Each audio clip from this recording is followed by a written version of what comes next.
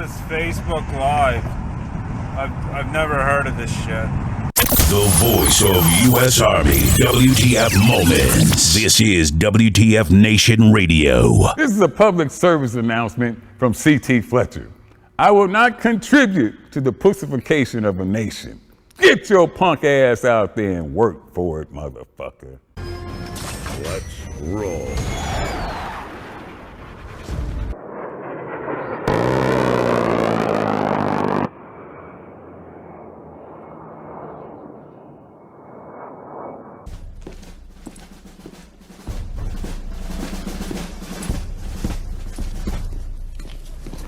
Morning, Sergeant Major.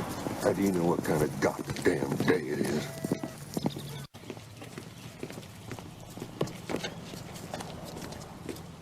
Beautiful morning, Sergeant Major.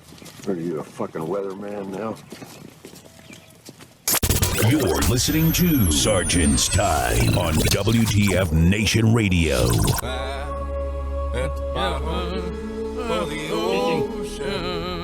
What's going on, guys? Woo! Man. Hello. Fuck. It is 4 January 2018. Broadcasting live from the Functional Veterans Center of Excellence. Once again, it's Sergeant's Time. First Sergeant's Time of the year, 2018. Happy New Year. Happy New Year. I got fucking Doc Madness. I got Mike Golf. I got Gray Cloud back. What the fuck is going? You trying to take my gerb? Take your gerb. Yeah, welcome back for this new year. Interesting turn of events, I guess. It's a great fucking 2018. Everybody in this fucking world is fucking cold, right? So we should be like snowed under, right? Did you guys get snowed under? No, I'm good here. Yeah. Really? It's just fucking cold as balls. Once again, D. Treasy has proven the world wrong about global warming. I'm triggering. Thanks, Obama. This is awesome. I want to trigger fuckers today. I'm in a triggering fucking mood. Oh, you got some snow, Ross. Hey, well, thank you very much, Santi, for the appreciate it. Thank you. Yeah. So, what'd you guys do for New Year's? Jacket shit. Jackie, I know, man. Not a fucking thing. I didn't do fucking crap either. Yeah, exactly.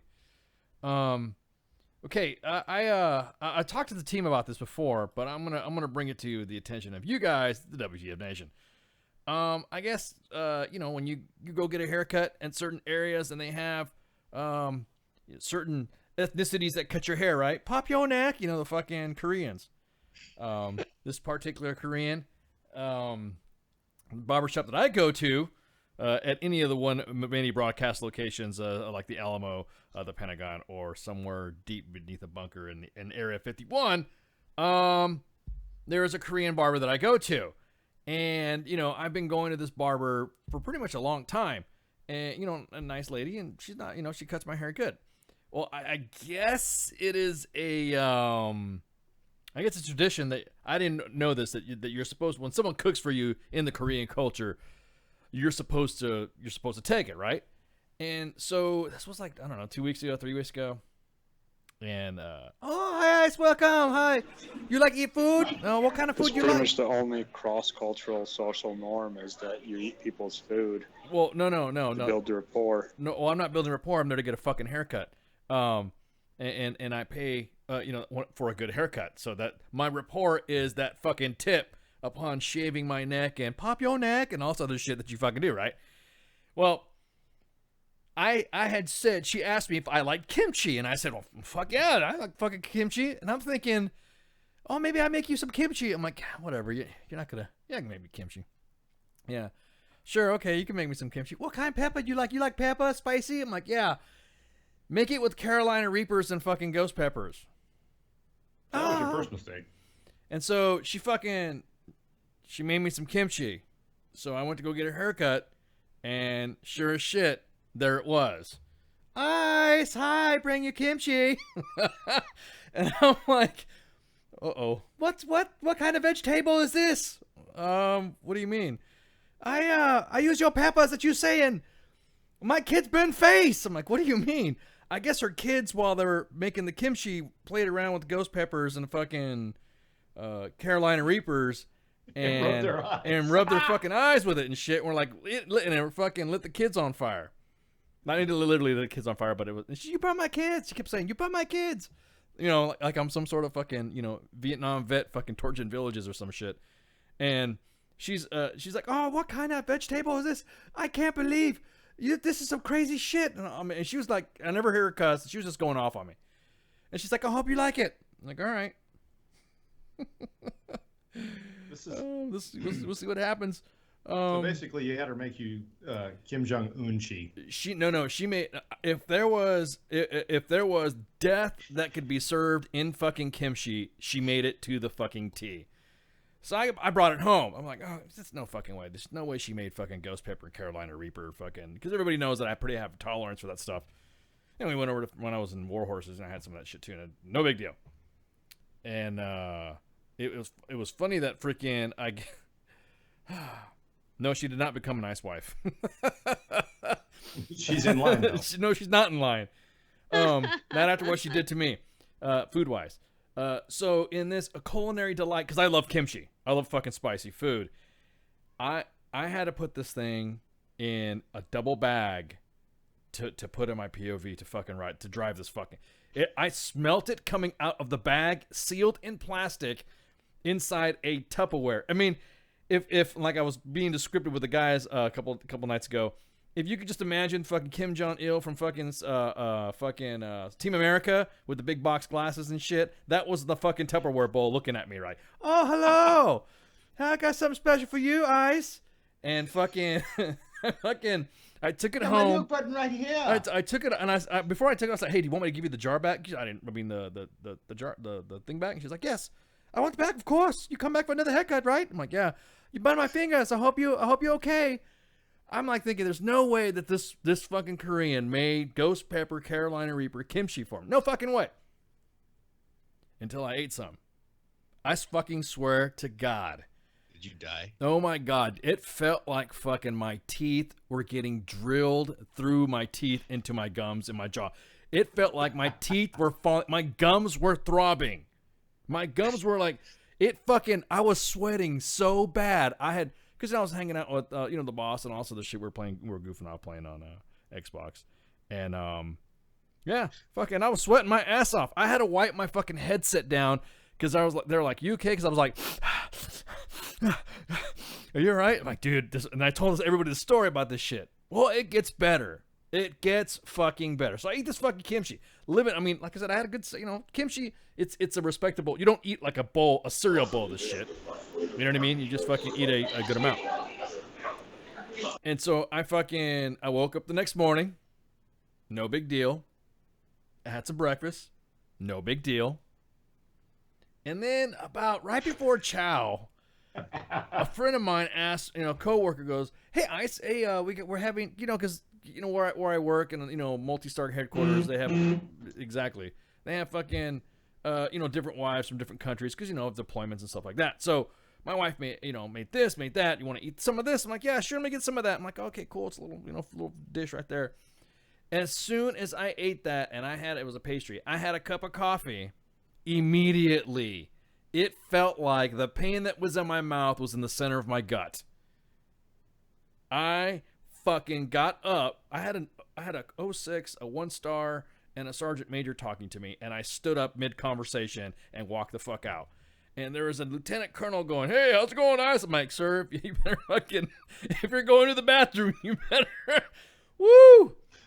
Clear the backlash. Oh my God, dude. I had to take my uniform top for this motherfucker. I was blasted. I had fucking destroyed. Paneling was coming off the goddamn latrine. It was that fucking bad. I had never had so much fucking pain in my life with this Carolina Reaper fucking ghost pepper kimchi. However, it was the best fucking kimchi I've ever had, but it was, oh my God. It was so painful that I had to like courtesy flush it a couple times. And I was like, oh my God. I was in pain that I had to use freaking toilet paper to dab with cold water to finish wiping my ass. I know it's being TMI, but because it hurt so fucking much. If asbestos gloves, I don't think. Dude, I was so fucking afraid of touching anything my fingers had touched. I wanted to dig my ass out. I was That's how bad it was. It reminds me of a meme I saw the other day where it's the kind of shit where you got to get butt ass naked and wonder if the cramps is worth the pain. Oh my god, dude. It was holy shit. It was fucking 16 inches. That's what she said. It was so fucking bad that, I mean, it was, I was literally in tears. And yes, I still have that said kimchi and I'm going to eat some more.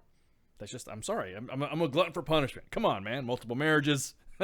Kids here and there. Ghost pepper, Carolina Reaper chili, fucking, you know, kimchi. Come on. I was kind of curious, like, how did she make it? Like, I don't know. And survive the kitchen, like how? I don't know. That's a nuclear secret. Don't share that. Yeah, I don't. No, like I'll make hot sauce. Like I make homemade hot sauce, and we get requests for it, and like I'll get requests for people to do, you know, habanero or serrano, or some people ask for like the ghost peppers and the Carolina Reapers. At that point, I'm like, no, like I stopped at the habanero, and I'm just like I have to step away from the fucking kitchen and like wipe myself down, because like just from like grinding up and blending the sauce from the peppers and the oils and stuff going up, like I'm crying. Yes, my boss. I've got a runny nose, and it's just making it. Like I know it sounds disgusting making hot sauce, but that's just... my boss. Anything habanero or hotter, you have to do outside with gloves, eye pro, and a respirator. Yeah, exactly. I figured that out the hard No, way. I mean- I asked my husband. I was like, "Where's your fucking gas mask?" Because that's what I'm using the next time I'm making this. No way, dude. I'm serious. It was. I will eat it again. Don't get me wrong. I love fucking spicy food. I'm just like I said. It is. But one of my thing was is that I didn't eat it with any like I don't know, like nachos or something like that. You know what I mean? I don't know. Normally when you have more of a, because you know I ate the kimchi and I had some kimchi ramen noodles on top of that. So I expanded my composite for a butt blast. And literally, dude, I swear, next time I won't eat the the kimchi ramen, but I'll definitely eat that fucking ghost pepper, and that was some good shit. I showed pictures of you guys. You guys saw what it fucking looked like. I mean, it had to be like encased in one of those uranium bullshits. But anyway, so yellow cake kimchi. Exactly. Yo, that's motherfucker. Don't you drop that shit. That's yellow cake.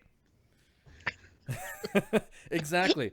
I wouldn't be surprised if there's text messages. I mean, I bet you the fucking, because they have they have cleaning crews there, and I bet you the cleaning crew walked into that bathroom at fucking that multi-star headquarters and said, the fucking all complaining and shit, cussing on fucking Spanish and Yo shit. tengo al diablo culo. Yeah, exactly. Fucking me quemado. Burn my ass.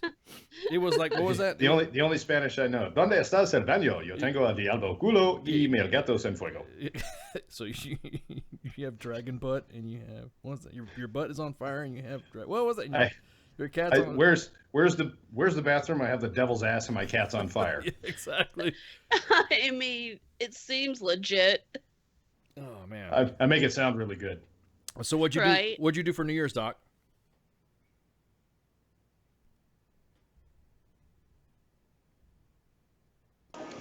Nothing, man. Really?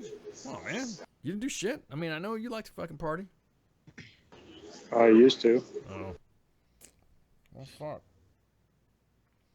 Didn't go any of the countdowns or something like that. You just fucking hung out the house with the kids. I'm not a bomber, dude. Doing countdowns. No. When your jihad is just right. So, anyways.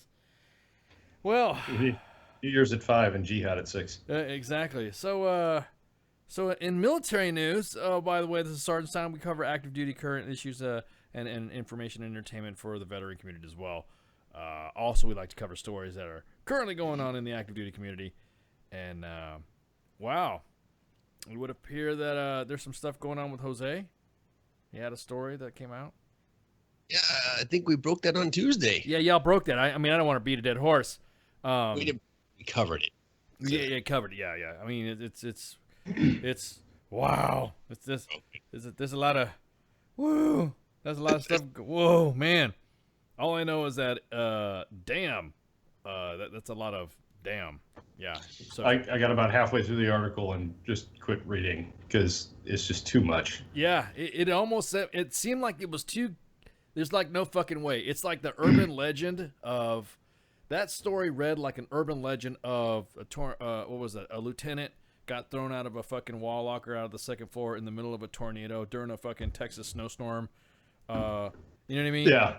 And Eminem and Ellen DeGeneres came out as the same person type shit. You know what I mean? That's like the fucking urban legend of crazy shit that you want to fucking, that you just can't believe that happened. I went up there and told a general to fuck off. Yeah, sure you did, dude. You know what I mean? That type of that type of urban legend. Yeah, that's what that story read like. It read like that type of fucking urban legend where you're like, God, It's damn. It's on the level with the kid that threw the buffer out the third floor with the power cord tied around his neck trying to commit suicide. Yeah, exactly. And Exactly. the still had slack in it. And it still had slack, and it just stood there like that, like a boss, and it just hung from his neck because he was that hardcore, smoking a pack of cigarettes, and then he did a ruck march. I see we've all heard the same story. Yeah, exactly. So, on that note, now look, hey, everyone. Okay, look, I'm just gonna say this. There's been some things that have been come across, literally some like fucking threats. Bring it. You want to fight? You want to fight about it? Fight. Let's go. Jose is only reporting what is already out there that people are covering up. That's what people don't understand. It's not like people get the ass. People literally got the ass about Jose exposing that fucking story.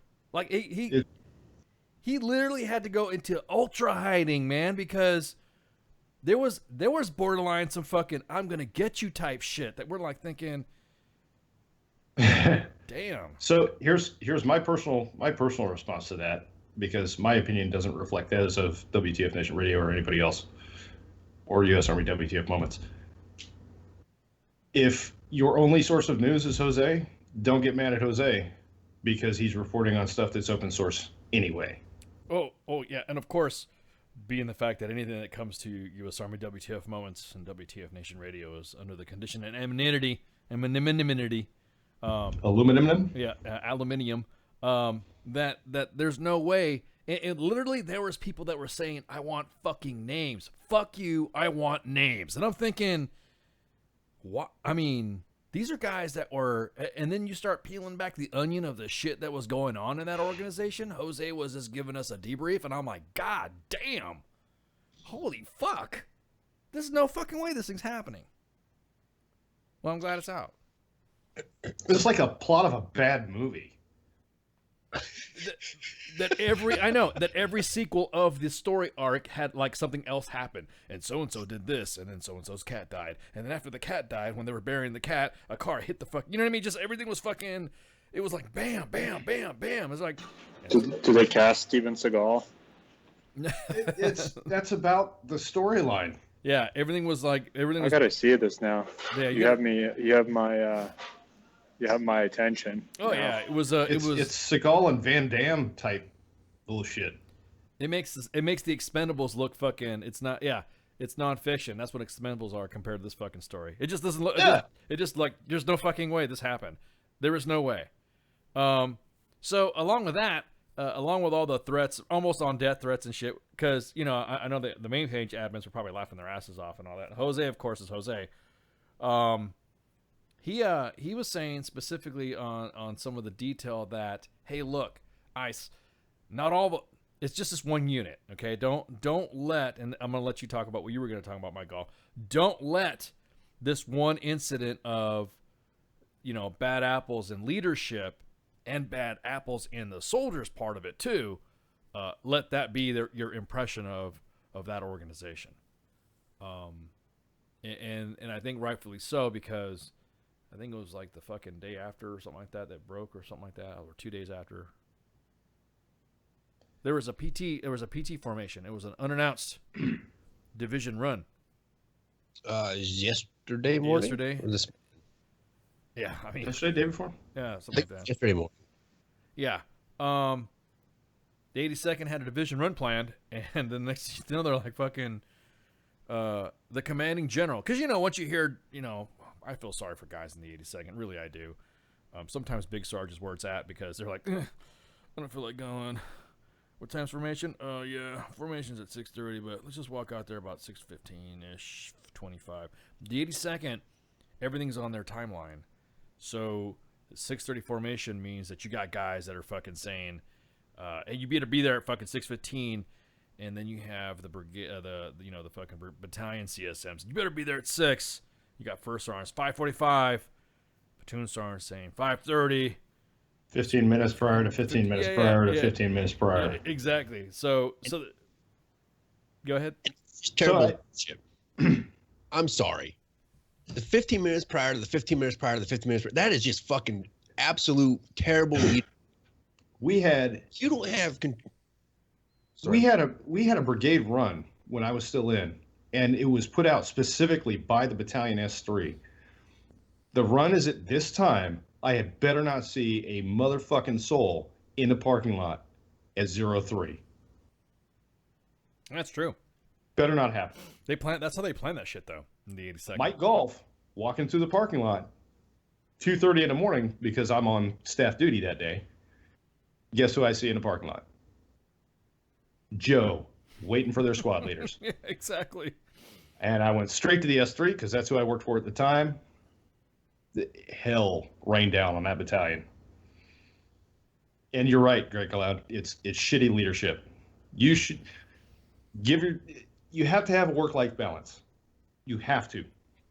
And if you at the squad leader level cannot account for your soldiers or don't have the trust in your soldiers to account for them 15 minutes prior to the deadline,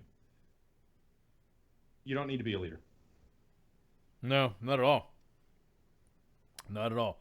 And of course, people are gonna fucking say, well, you should understand that they deserve that this thing. That's why Joes nowadays are different from the Joes that we've had when we were Joes. You know what I mean?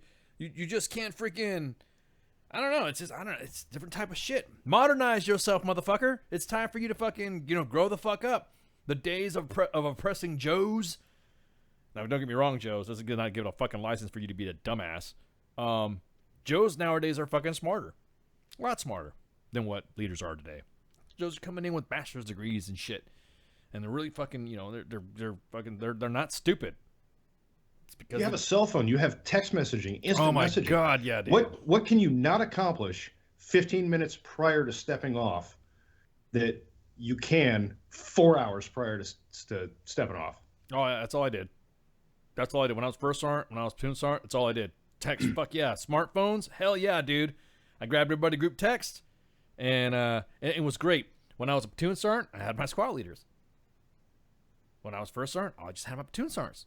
And then I would just tell the CO, hey, we're not coming in because it's gonna this, or there's there's some icy conditions or some shit like that, something like that. But I always kept my CO informed. And then, hey, are we gonna go do PT at the gym or whatever, because you can't skip leg day. But General, what's his name? General Carilla. General Carilla. General Carilla gave everybody a pumped up speech and then screamed, zonked at the top of his lungs. Zonk. He zonked a division. A division. I mean, again, this is urban legend level exactly stuff. This is urban legend. So much to the point that when we didn't believe it, WTF Nation Radio said bullshit, and then we saw the video. Until we saw the MIA glove video. Until we saw the fucking video of pure. You ever see the movie World War Z when the zombies are climbing all over each other to get to you and shit? That's what it looked like. All you saw was black PT uniforms just fucking climbing all over each other to fucking escape. That's what it fucking looked like. That's what I'm talking about. All the way, General Carilla. All the way. And then, he did something prior to that. And we didn't have any shows during the holidays. Then he did something even more better. During Christmas break, he was finding out that guys were getting fucking denied leave.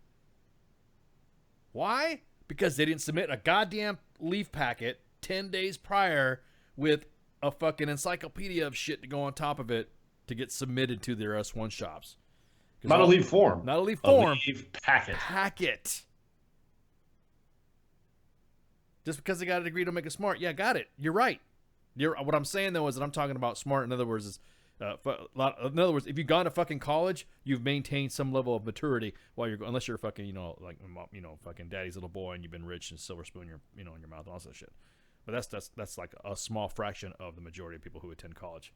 But he said, I'm attending college and I have zero discipline. Yeah, well, that's because you've had over 20 years of discipline and now you're just like fucking Sarn backlash. Yeah, Sarn Unchained. Well, and then there's lieutenants too. Lieutenants don't count. Lieutenants aren't people. Yeah, lieutenants aren't people. They're lieutenants. They're lieutenants.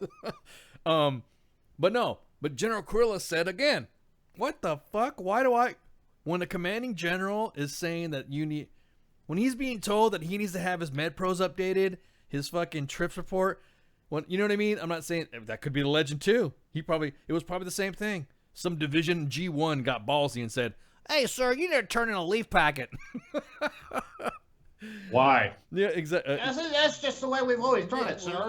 I fucking hate that. Lead by example. Hold on. So where I work is very civilian, DOD civilian and contractor heavy, right? Yes, yeah, I know. You would be amazed that. So you think, you get out of the military, that kind of stuff goes away, like all this extra training. No, the training, the fucking bullshit, the way we've always done it mentality does not go away. Ever. No way. So for all of you that think you might have a plan, like, I'm not going to deal with this bullshit when I get out, I'm a specialist, and da-da-da-da-da. No. As a matter of fact, it's going to get worse. You're going to have motherfuckers, because I work in a multi-star command. And these guys want to relive the good old days of back in the 80s when they were a division sergeant major to whatever and think that's how the Army is. Nope. I'll be honest with you, and I'm going to tell you secret, Sarge. Let me tell you real quick. I love the fact that we don't have to shine our boots anymore. I'm sorry. Everyone's like, ooh. Fucking dirtbag. Yeah, it's like, I was like, oh. There's a good and a bad to it. You can argue both sides. You can argue both. Personally, I'm glad I don't have to spend time doing it. I didn't have to spend time doing that shit. Yeah. Yeah, exactly. Or having spits and starches and all this other shit. Don't get me wrong. There was a time it looked strack and all this other shit. Yeah. And then all that stuff. But then the Army invented pajamas. Tankers got pervert boots anyway, man. Well, yeah, that's true. Yeah. And they got their fucking onesies. Their little baby Oshkosh Bagosh onesies and shit. Hey, shining those straps is a pain in the ass. What was that onesie fad? What was it called? The rompers? Yeah, or the some romper. shit? Yeah, the tactical romper. Taking rompers. Yeah, dude. Yeah, Casey. With plenty of college with kids. the Sato boots. Yeah, with all the extra buckles. Yeah. Don't encourage him, Grey Cloud. Well, not only that, all you had to do is if you zip the collar up, it was a gimp mask. Zip. Hello. Nice.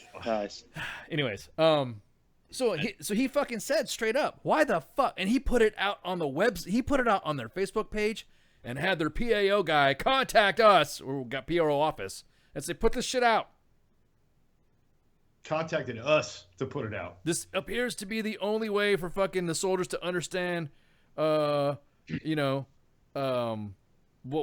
leadership needs to be going. See, because that's the thing. My biggest frustration. This was my. You know what? I've been, like I said, everybody knows I've been in for like a century or so.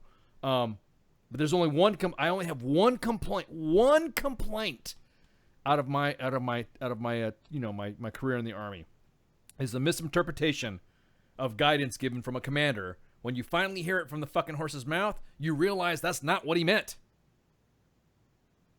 You get some overzealous fucking brigade commander and a CSM that says, well, I don't want to get in trouble. I mean, it's going to be good because the soldier gets blah, blah, blah. Because what's happening now and why soldiers are not thinking their soldiers don't care is because when something happens to them and spouses, I'm just going to say shut the fuck up for a second because this is about the soldiers. You just married them. That's all. I'm not saying that families are not important. What I'm saying though is that I'm talking about the soldier in itself. What's pissed me off the most about my career in the Army, just being in the Army in itself, is the fact that the guidance that's been misdirected or misinformed from the top and being watered down and added with additional shit from that guidance. That's what pisses me off about. That's the only thing that I've complained about my Army right now. That's it. My only complaint. That's any stovepipe bureaucracy is going to have that, because people need to justify their own existence. Actually, that's a good idea. You know, Don't throw it out there. Really? why not? Oh man. Why? You know, right here on in front of the nation, I will put a bottle of 18-year-old scotch on the line Oh. if you land him. Oh, okay, gotcha. All right. Hey, General Carilla, come on. Sergeant's time. We want to talk about you in the 82nd Airborne Division and your style of leadership. It's awesome. We love it. Half a bottle of 18-year-old scotch in it. Huh. I was gonna say how about a 19-year-old from fucking FSU, but No, I was gonna go. If we do land him, I'll throw it in. I'll throw my whatever into the hat as well. I'll broadcast from Some ISIS tanker- couch. Some taker. What, your tanker Keystone fatal Light? shit. Yeah, your Keystone Light. No, I'm not throwing the Keystone Light in there. That's mine. Big money for him. Yeah. My biggest thing is this: is that that's like I said, that was my only complaint about my whole Army career. And I said, you could say you could get it from all this stuff, but look, when a general says straight up, "What the hell do I gotta look, guys? It's a fucking leave form. Why does this additional shit happen?" Because soldiers today are saying, "Of course, my leaders don't care about me because when a soldier gets in an accident or he gets hurt, what's the first thing that comes out of those fucking guys' mouth? Well, did you do the lead packet? Did you do a packet?" Dude, Well, that's crazy what's the other though. one? You got commanding general calling, messaging the page because his S1 is out of control. I didn't even think about that. What's up, Swan? You out of control? That CG's got to call us? Hey, Right, have your PAO call our PAO. Exactly. But here's the other side of that, right? So the CG contacted us to put this message out, right? But what does that tell you? One, how much he knows and understands what his Joes are looking at and listening to. That's what I'm saying. Innovation and shit. You know what I mean? Advancing the narrative of modernization of the force. When you got commanders that think that way. And leadership is in a position nowadays with all the different bullshit. Think about like on a company level, all the policies about like people's feelings and shit like that. And this dude probably fucking doesn't have much power to get shit done immediately anyway. And wasn't he the same guy that got rid of the PT belts? I think it was us that. It was brought to light. He was the one that got rid of the PT belt for motorcycle riders on post. And Okay. he's you know what I mean? I don't know. He just when he came in, he just kind of shaped shit in the division that fucking just came out like it threw generals and colonels and sergeants major for a fucking loop. They got the Windows blue screen of death when he said zonk. They were losing their shit. They were like, "This general's out of control. He's unhinged." Blah blah blah. But you won't say that to his face. That is kind of crazy. A division zonk, dude. Like, But people, I'm surprised people don't get hospitalized.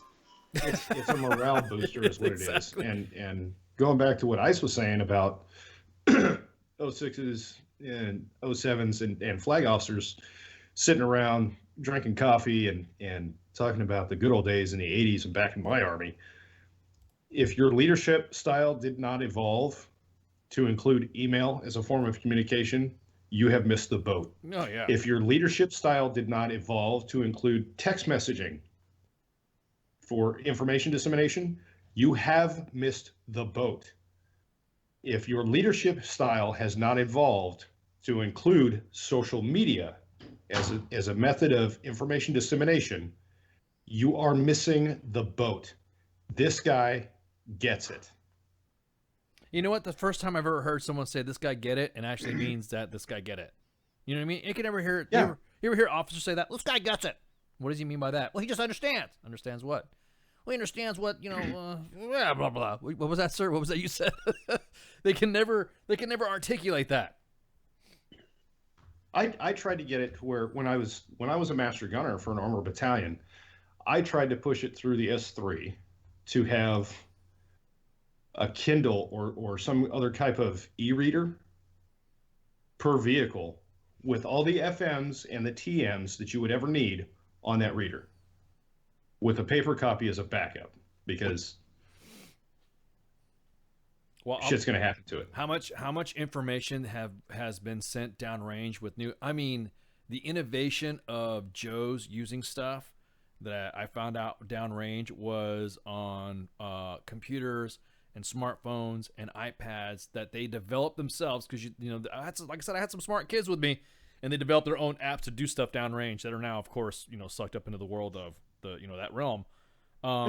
And there was individuals that were literally stopping them from doing that. There was units, detachments, platoons, squads, small teams that invented something, and other organizations saw them as a threat, SFAB, that they immediately thought that, what the fuck? This is a threat to me. I'm going to get rid of it, or be a dick about it. It's not a threat. Yeah, dude, but that's also like using your position in some way for personal gain, if you're preventing that. Of course. Look at it long term. It's monetary. There's a monetary gain there.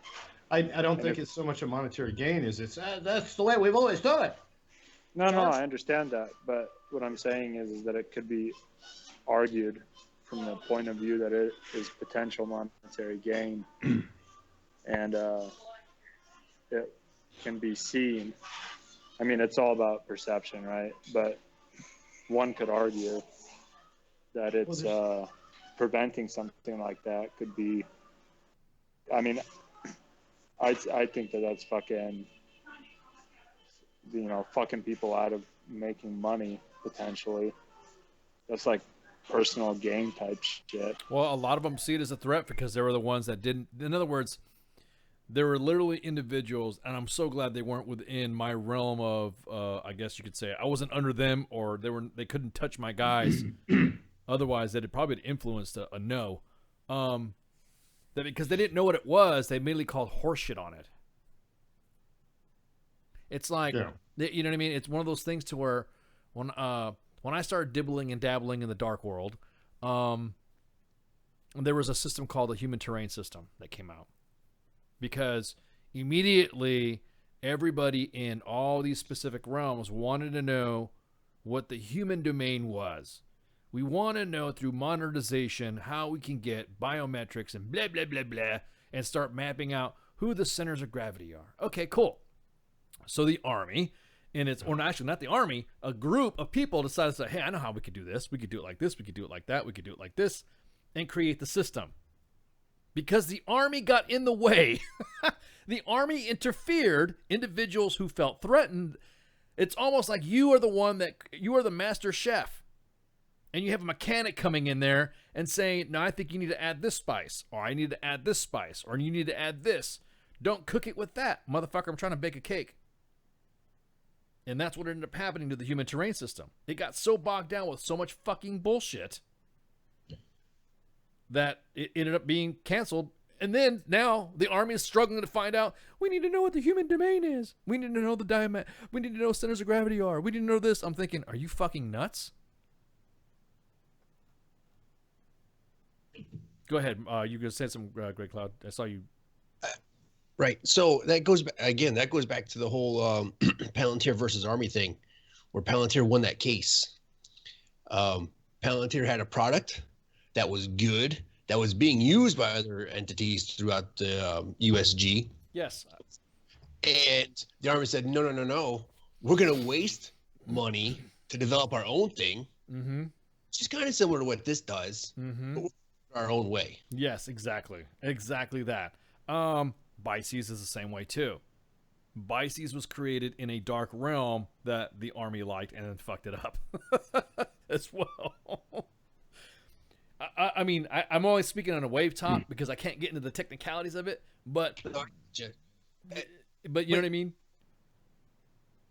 Go ahead, you were saying? I was saying it's the Army's. This is the Army. They are so afraid of outside entities or outside things that they didn't come up with, that they're willing to crush it and make it a worse system bloated with garbage that's not needed. Just to say that, oh, this was created in-house. Look how innovative the Army is. We need more X dollars. And then the president comes down and signs an executive order that says you will allow everybody to access GPS with the accuracy that you use. No, That's what happens when the Army, when the military and the DoD comes up with something innovative. It takes a presidential executive order to allow everybody else to use it. that's why, Nation, when you're out there and you're thinking about an innovative way of fucking doing something, don't do it in the Army. They'll take your shit. Oh, no. Don't do it in the Army. Keep that idea in a nugget, put it away, and if you're gonna get out, write it down, and then start up your own company or sell that idea to a corporation. You'll make some money. Imagine if It's really good though. They'll still rat fuck it and create another Velcro. Imagine if Zuckerberg was a specialist in the Army. Well, yeah, I mean that's all basically what he did is he dry humped the fucking system for Facebook and basically invented another internet. It's basically what he did. Basically, Snowden. Yeah, exactly. Well, see, we're gonna get back and forth on the Snowden shit and all this other crap. Whistleblowing, the difference between whistleblowing and blah blah blah blah. We're still waiting for that paperwork for us to be official whistleblowers. I can't wait for that shit to come through. See what happens there. Is that a thing? We'll know soon. All right. Like a rape whistle? Like a rape whistle. Is it cool to say rape whistle now? Is that safe to say that stuff? Is it safe to? Because nowadays, I mean, you know what? I guess it's a verifying member Too of the aggressive? opposite sex. yeah. Is that No, Can that's not the politically correct term. The politically correct term is a high-pitched sexual assault alarm. Well, that's what I'm saying. You got fucking. Goddamn. We just one of the stories. We got a general who got busted. Velcro, basically. You got a general who got busted for saying honey or dear or babe or something like that or sweetheart.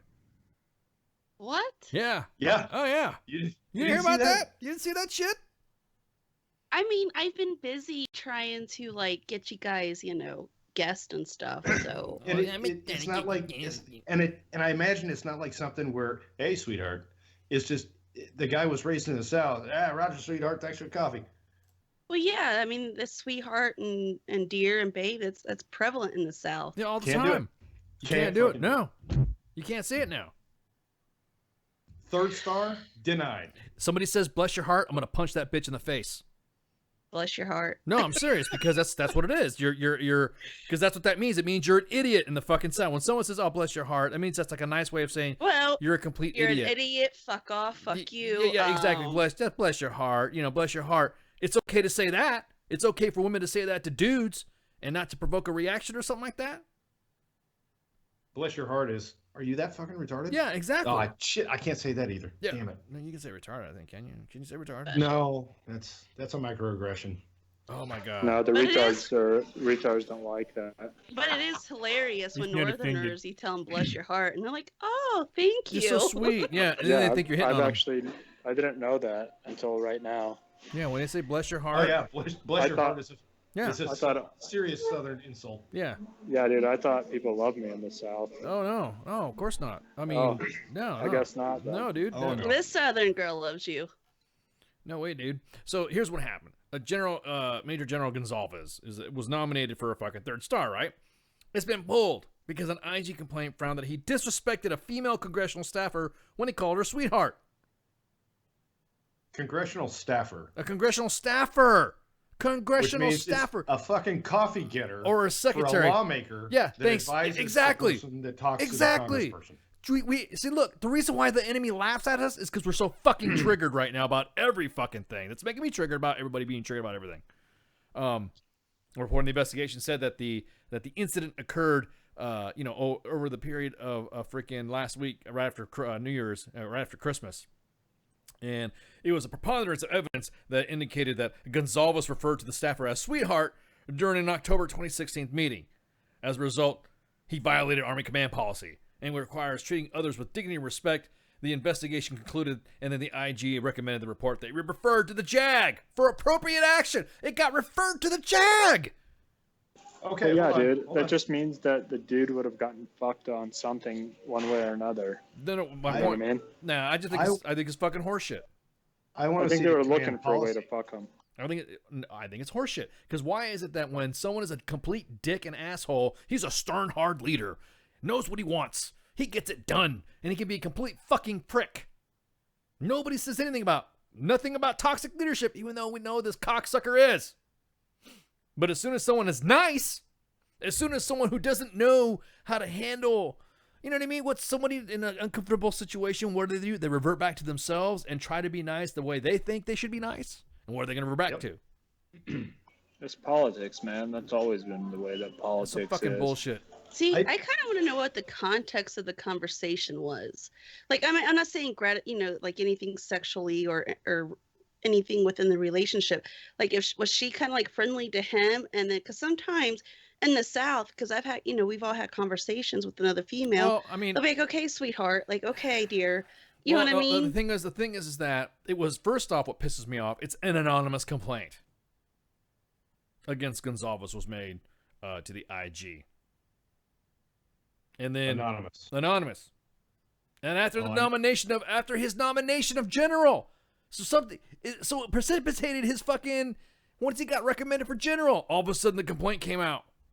So it could have possibly never happened. Well, I don't know.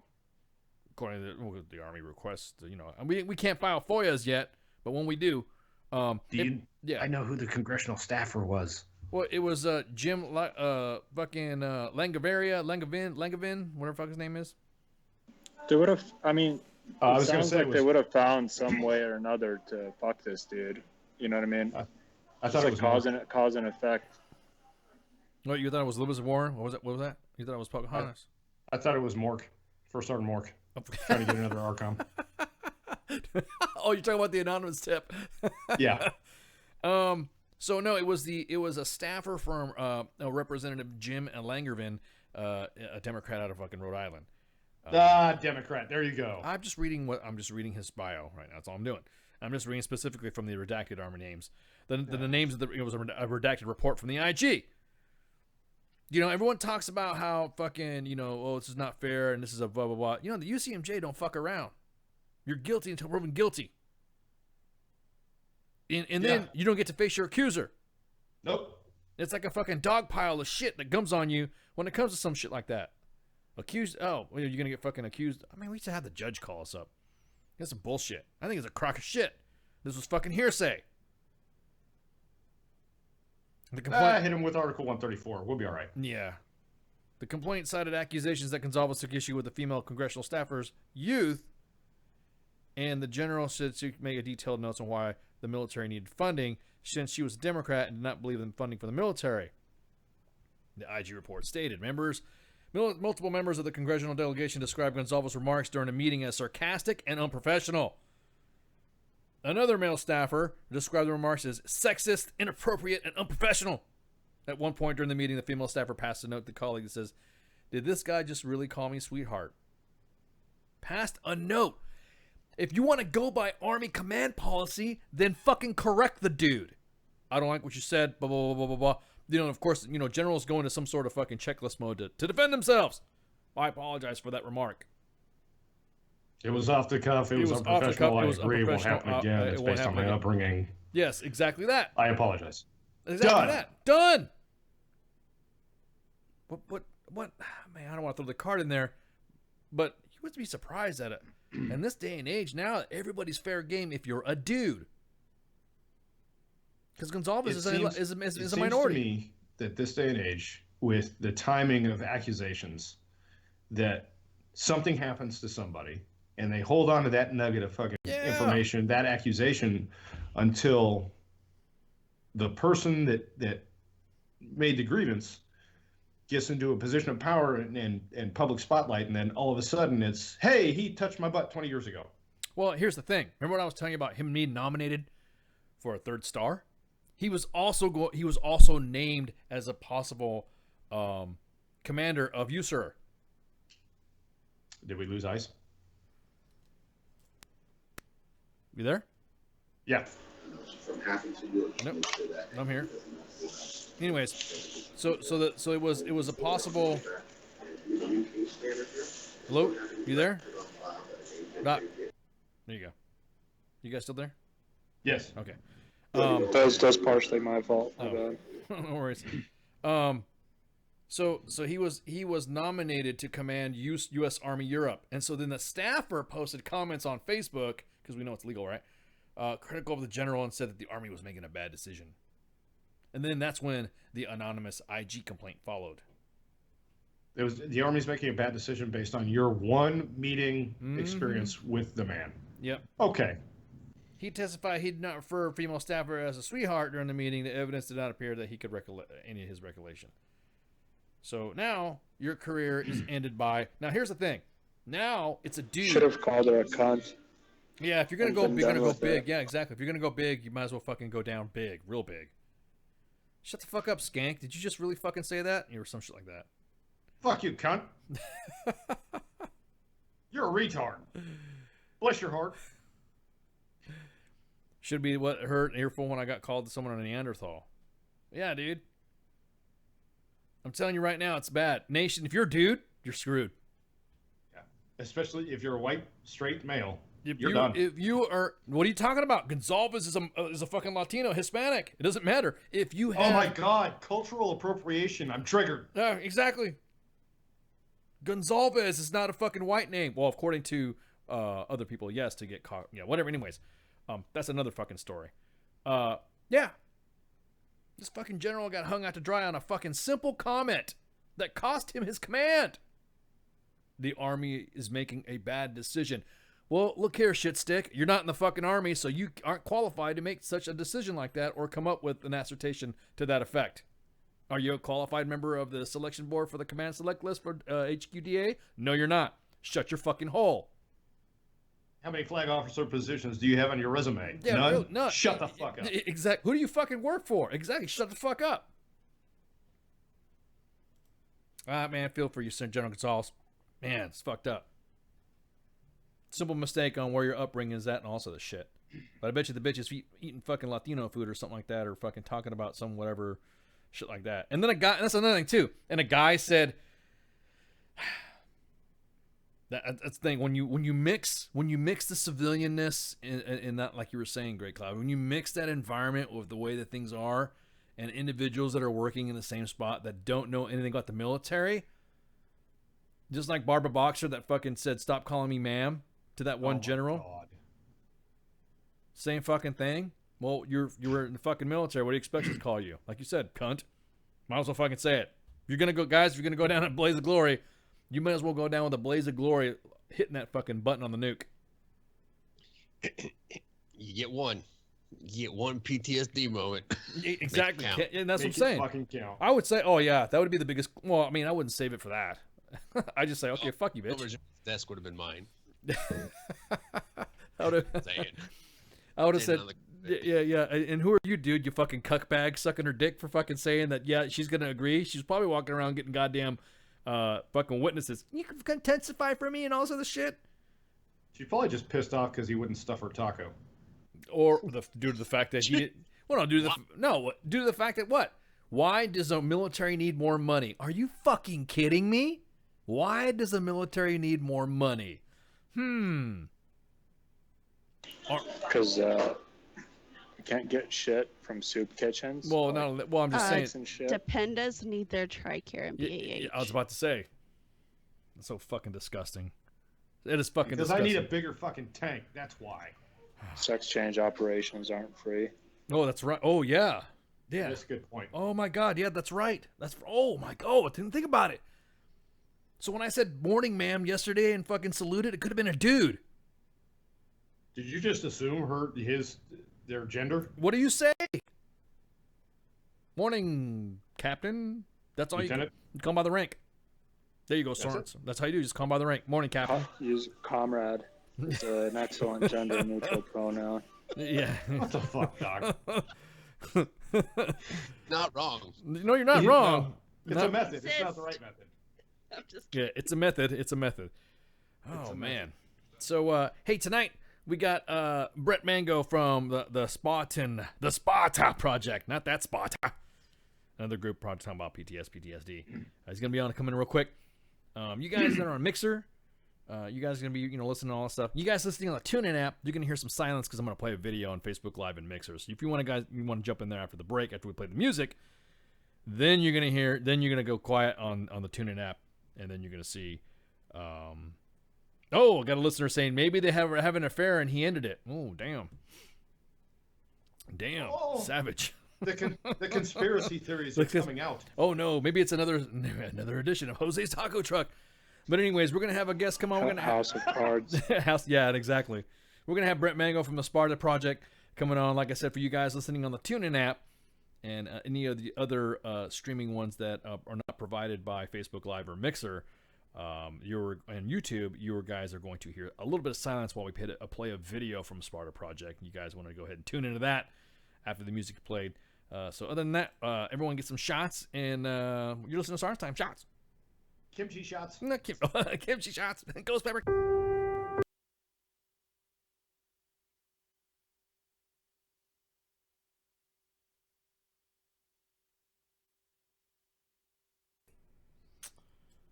All right, we're back. Back to WTFNationRadio.com. Hey, what's going on, man? Brett, you there, buddy? Brett? Yes, I'm here. Oh, okay, man. What's going on, bud? Hey, how are you doing? Great, man. Thank you for joining us. I was going over some of your media here, dude. Oh, my God, dude. Tell us about yourself and tell us what your project's all about. Well, starting with myself, I had 16 years in the Army. I retired in January 2014. Had 3 deployments, 1 to South America, 1 to Iraq, Afghanistan. And when I came home the last time I was introduced to the Sparta Project, and the Sparta Project pretty much saved my life and changed my life for sure. What the Sparta Project, what I do now is I'm the executive director for Sparta Project, and trying to get this healing out to all the veterans who need it, veterans, first responders, and law.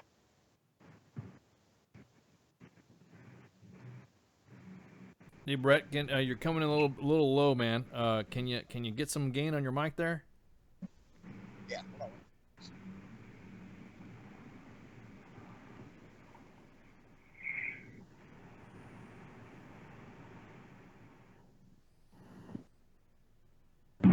Better? Whoa. You're still screaming at me, man. Yes. You still there? Is that better? Yeah, you're fading. Yeah, you sound distant and you sound like you're peaking. Is that better? No, it's not.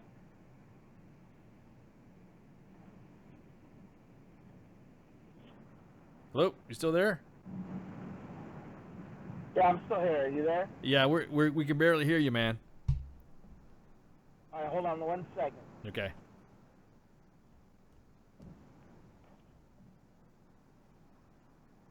You guys give us a sec.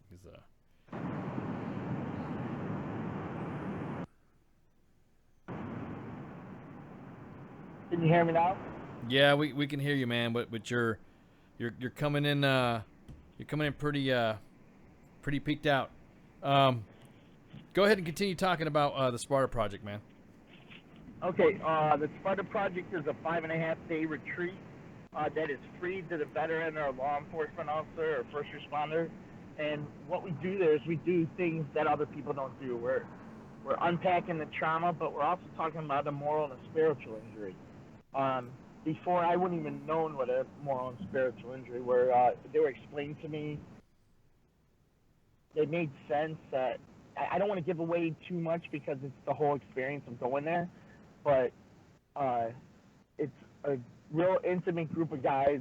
It's 10 to 12 guys, and what you do is we start with meditation. We go over unpacking the trauma. introducing. Hold on.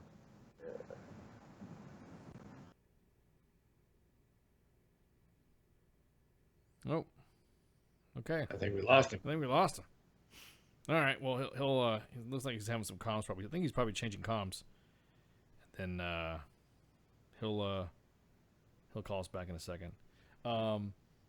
So I didn't know about this thing, dude. They have these retreats in different areas, and if you guys don't check them out, they're at the SpartaProject.org.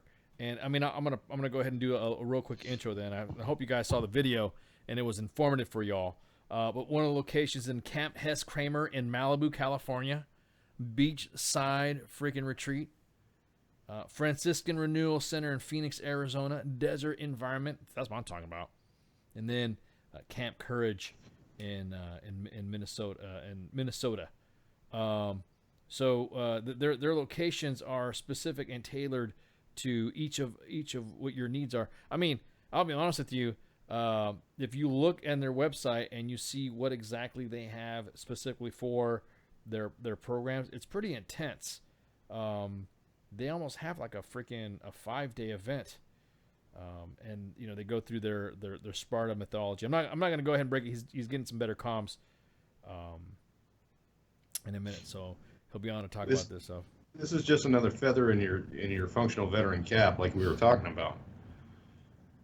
There's so many organizations out there, just like the Sparta Project, that are willing to help. There's no reason for you to be sitting in your mom's basement drinking whiskey and taking VA pills. Yeah. Sign up for these things. Yeah, exactly. Don't get me started on that kick. I got a lot of shit recently for making some comments to some people, and they thought I was pretty insensitive when I said that, you know, stop being a fucking bitch about shit and extend your hand out to help. So we have enough victimhood mentality in this country. Don't buy into it and play the victim yourself. These organizations are out there. The Sparta Project, look them up, sign up, get in touch with them. I was talking about veteran suicide and all that. So again, give us a little bit of patience. He's getting his comms back up. And once we get him back on, we'll put him back on. Let's see. I'm looking at some other stuff too. Let me just go ahead and peruse this stuff. Hey, they're partnered with Harley Davidson, man. You can't go wrong with that. Guardian Angel Project. McKeeson, BMW, Take a Vet Fishing, Operation Fishing Freedom. Yeah, I got some pretty good partners there. There's some groups from, I guess it's a California thing because it's Santa Clarita Veteran Services Collaborative. Santa Clarita? Yeah, Santa Clarita, dude. Isn't it like near freaking San Francisco or San Jose or something like that? That's Santa Clara. That's Santa Clara, yeah. Clarita's like further south, isn't it? It's like near... Clarita, I think, is in the same area. I think. I stayed in the East Bay when I was in California. Well, I'm not gonna steal his thunder. I'm not gonna steal Brett Mango's thunder. He's gonna come on here and talk in a minute. So, guys, nation, be patient. But what was that? The Renewal Center in Phoenix is awesome. You been there? No. Well, there you go. That video is pretty cool. Well, there we go. He's understandable movie. Yeah, exactly. So, yeah, it's not that Sparta. Yeah, and that's the mentality you need to have. The Warrior Transformational Program, discover, inspire, and heal veterans, military, and law enforcement and first responders. Whether your mission is complete or you've clocked off duty in the battle is still raging, don't face your post-traumatic stress alone. No two veterans or first responders face the same exact issues, but as peers, we know how to help. So it's one of those things, everyone may be wired differently to handle it, and some of us may have a specific or detail that you may not be aware of, or may be subconsciously suffering from it that you not realize you're suffering. I shouldn't say suffering, but expressing a certain trait, I guess you'd say.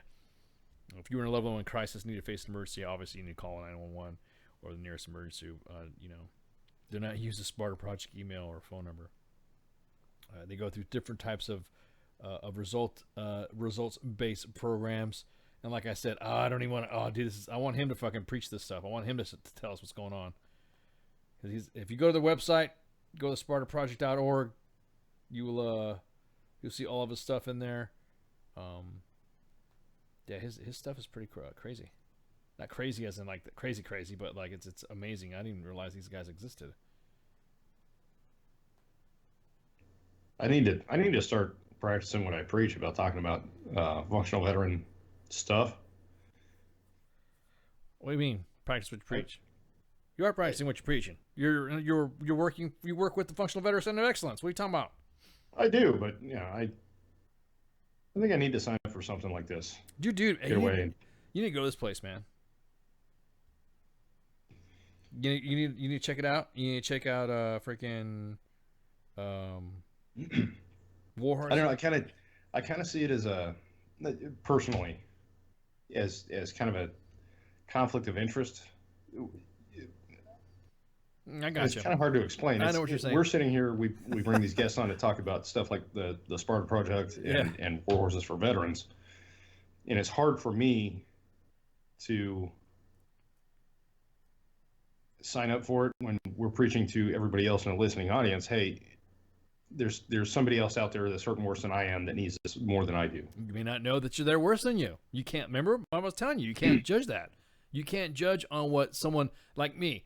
I may be. Everyone might think I'm okay, good to go, but there might be something that could be identified that I didn't realize I had, or something like that.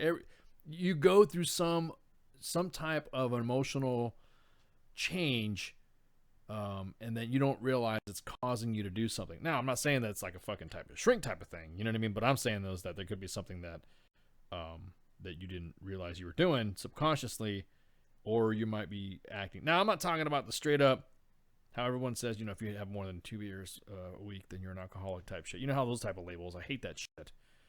Santa Clarita is just north of L.A. L.A. is a big county. So when you talk about L.A., where are we talking about in L.A.? So, hey, what's going on, man? You back? Brett's back. What's up? I'm sorry about that. No, dude, no. We were just doing some skimming on the top of what you were about, and then we didn't want to go into it because you're the guest, man. You're Brett Mango from Sparta. So sorry. So tell us about yourself, man. I'm sorry, man. You might have to rehash what you said earlier because your connection was kind of limited. So if you can go ahead and tell us again who you are and what's your project. My name is Brett Mango. I'm retired Army Staff Sergeant. I had 3 deployments from South America, Iraq, and Afghanistan. I was wounded in 2012, where I messed up my back and pretty bad. When I came home, that was when the problem started. I had separation anxiety. I had survivor's remorse from having to leave my buddies and partners in crime. And when I came home, I had a bunch of issues. I didn't know how to deal with them. I was always told, when you're in the military, you're always told to suck it up and drive it on. But I actually really had an issue. So if it wasn't for my other battle buddies and other people I served with, I wouldn't know what to do. So when I got home, when I retired, I was even more a mess. I didn't know what to do. I didn't fit in anywhere. I didn't have my support system like you do when you're in the military. You're pretty much lone wolf all by yourself in the civilian world. Oh, yeah. So I was lucky enough to have a buddy of mine who knew somebody, and Jay Garteski, who runs Operation Fishing Freedom, and he sent me to Sparta. So when I went to Sparta, not only did Sparta teach me how to deal with these issues, but they really saved my life. They taught me how to cope myself, taught me how to meditate, What you doing? It's a 5.5-day program where you learn meditation. You unpack the trauma, but you're not only unpacking the trauma, you're dealing with the trauma, and that's what people don't do nowadays. So, Rabbi Salonius, he teaches you the difference between acute trauma and like trauma over time, and also you learn about moral and spiritual injuries, which I had no clue or had no idea what that was about. If I wouldn't have gone through it myself or seen it, happen for other people, I probably wouldn't believe in the program. I'd probably be as skeptical as everybody else is.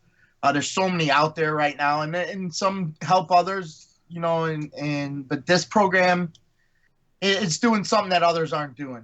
It's attacking the problems that are there and fixing them. I mean, it's not a magic pill. You're still going to have to do the work, but it's teaching you how to do it yourself instead of having to worry about medication and all that other stuff. And some people still have to take medication, but it's helping you to deal with the issues that medication can't help.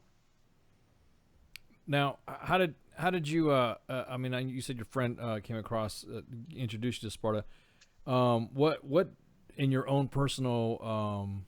First off, what the hell's in South America? What do you do in South America? We got. We were doing jungle ops with 92nd MP Battalion. Oh, right, that's what I'm talking about. Panama. Oh, damn. Okay. All right. Cool. I was just curious. South America. I was like, wow. Oh, it was fun. Trust me. I bet. So how did you? And this is a question I know sometimes people are. How does one? And the reason why I want you to explain this is because there might be some listeners right now that might be going through this. What you went through? What like you said? What is separation anxiety? What is that? It was pretty much where, I was removed from theater and I didn't want to be removed. I was removed because I wasn't functional anymore. So as being a leader and you're leaving your soldiers and your Joes behind, you feel kind of responsible. So, I mean, that's separation anxiety right there. I mean, that's part of it.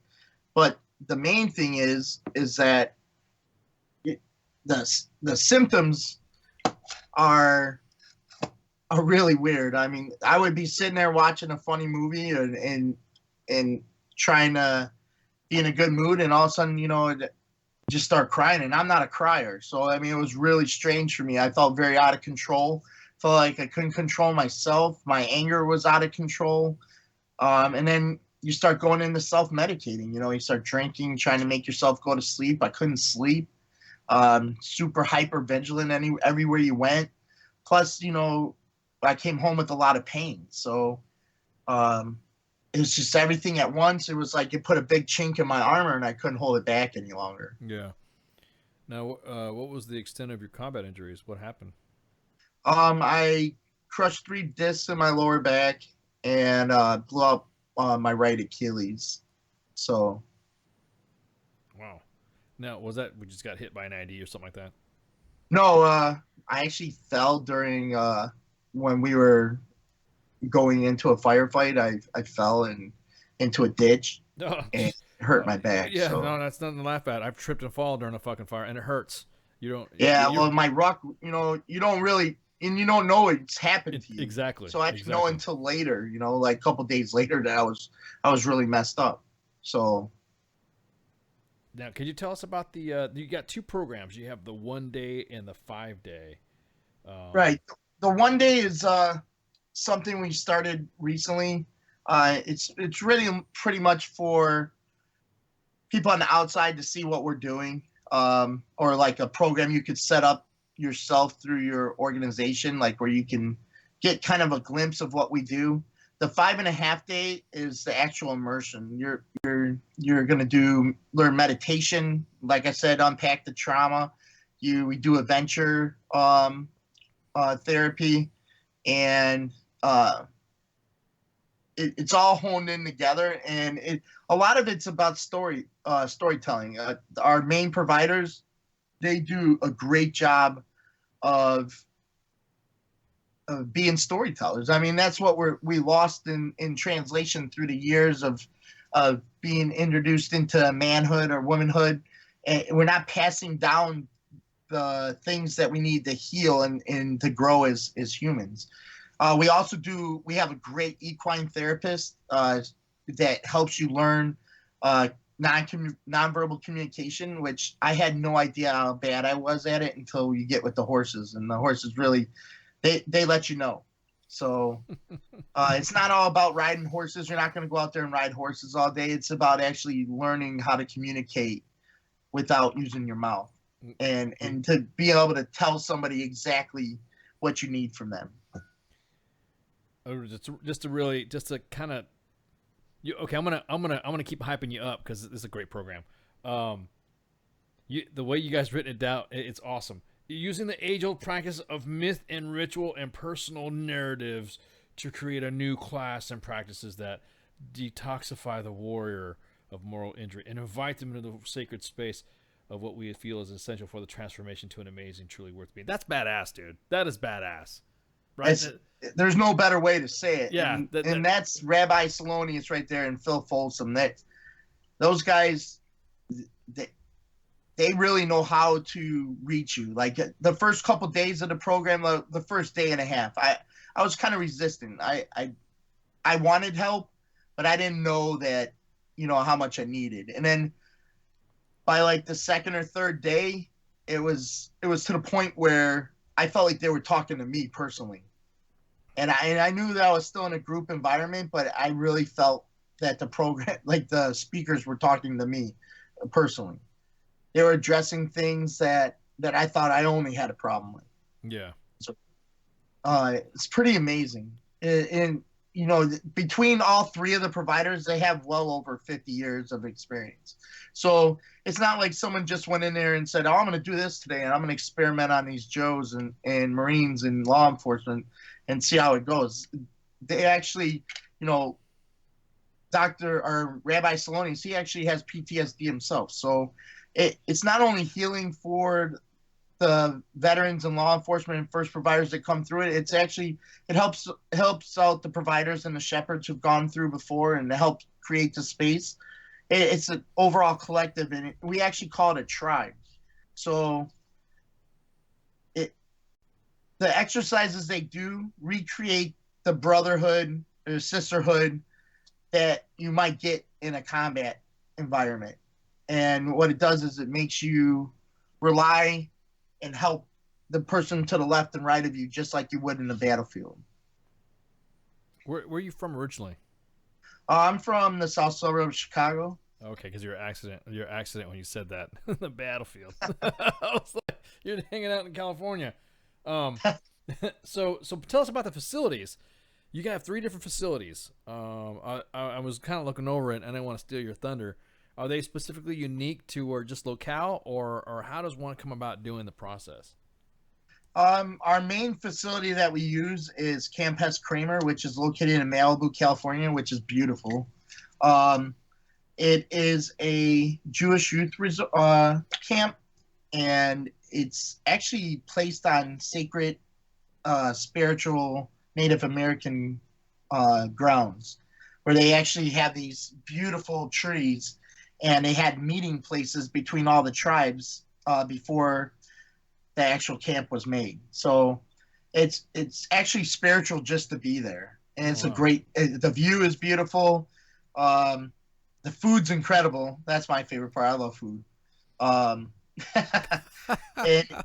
the thing about the program is that it's free to veterans. Yeah. It costs nothing. And when you're there, we don't want you to pay for anything. So we have the best food. We feed you till you're sick. You get Tempur-Pedic beds. We pretty much try to cater to the veteran or whoever the client is at the time, because they deserve it.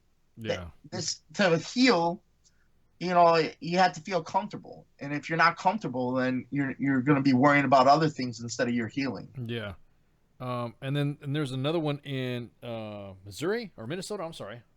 We had a couple in Canada. Wow. Another beautiful place. We had a couple in Minnesota at a camp. We actually were the official providers for 2nd Commandos in Australia, for the Australia Commandos. Wow. That was pretty interesting. And we also do them in Arizona. So right now, I mean, everything's going well. The thing is that there's never enough to go around. So right now we're trying to get it out to as many veterans as we can and help the healing, because this 22 a day is not acceptable. So if we cannot combat it within ourselves and help our brothers and sisters, who else is going to help us? We cannot always rely on the government for everything. No, I gotcha. No, I hear you, man. We had Connecting Vets CBS Radio on here before. Jonathan Kaphanger was talking about that and discussing the numbers revised, changing up in between, and it's fluctuating. But yeah, it is. You're right, and it's one of those things, like you said. It's getting that help, and being open to get that help. You know, I've attended the same program like that, similar to this, but you're right. You don't realize what you have until you just like, oh shit, I guess I am like this. And okay. We'd love to have you in the program. Well, be interesting. Yeah, it could be interesting. Being that I am from the West anyways, I'd probably, wouldn't mind being back home. But now I noticed, now we are we the way we do our stuff here is that you probably noticed that we're apolitical and we're a-religious. Is there I noticed there's a reading list. Is this more of a faith-based, or is this more just an open-based? How are you guys? It's open-based. We're apolitical. We don't take a side either way. You know, your beliefs are your beliefs. But spiritual is spiritual. Yeah. Gotcha. So I mean, just because Rabbi Salonius is a rabbi doesn't mean he's going to teach you the Jewish religion or the Jewish faith. We've had all walks of life. We had females, males, mixed company. So I mean, it's for everybody, and it's a great program. And I know that it's not only, it's a real big passion for everybody in our group, but especially our providers. Our providers give up everything they have for this program. Rabbi Salonius, he not only gives up his time, but he gives up everything he has personally. I mean, this guy gives 110% to the program and to every veteran, first responder, or law enforcement comes to the program. And I think that's without him and our other providers, I don't think the program would really work as well. A lot of it is dependent on that. Now, do you have? Is there like I noticed? Is there like a family thing where you bring a spouse, or is this specifically for the veteran? No, this is for right now. This is specifically for the veteran. Okay. Veteran, first responder, or law enforcement. Gotcha. So, and we try to do male and female cohorts separate, because you never know what kind of trauma you're going to unpack. You have to keep that intimate 10 to 12 people. So a small group method of mentorship then, and then and you keep it so like dudes are with dudes, and then females are with females. Right, for the most part. For the most part, because you never know what kind of trauma you would be dealing with. Yeah, right. Exactly. Correct. Exactly. Okay. So now you said you had the law enforcement guys going through. Are they and the first responders? What do you see different? Because Mom, she's a first responder, or was a first responder. What do you see the difference? Is there a difference between the first responders and the veteran guys coming in? Do you see a difference, or do you see some similarities to it? Not really. The problem is with our first responders and our law enforcement is that they're not getting the help they need, because right now it's just the programs aren't there to help them. Yeah. But there's a lot to help veterans right now, but for law enforcement and first responders, it's an everyday, it's their job. So people look at it as like, oh, well, they don't really need it. They just ride around the car all day. But it's more than that. I was also a New Orleans police officer from 2002 to 2007. So I was there for Hurricane Katrina. I was on SWAT and all that.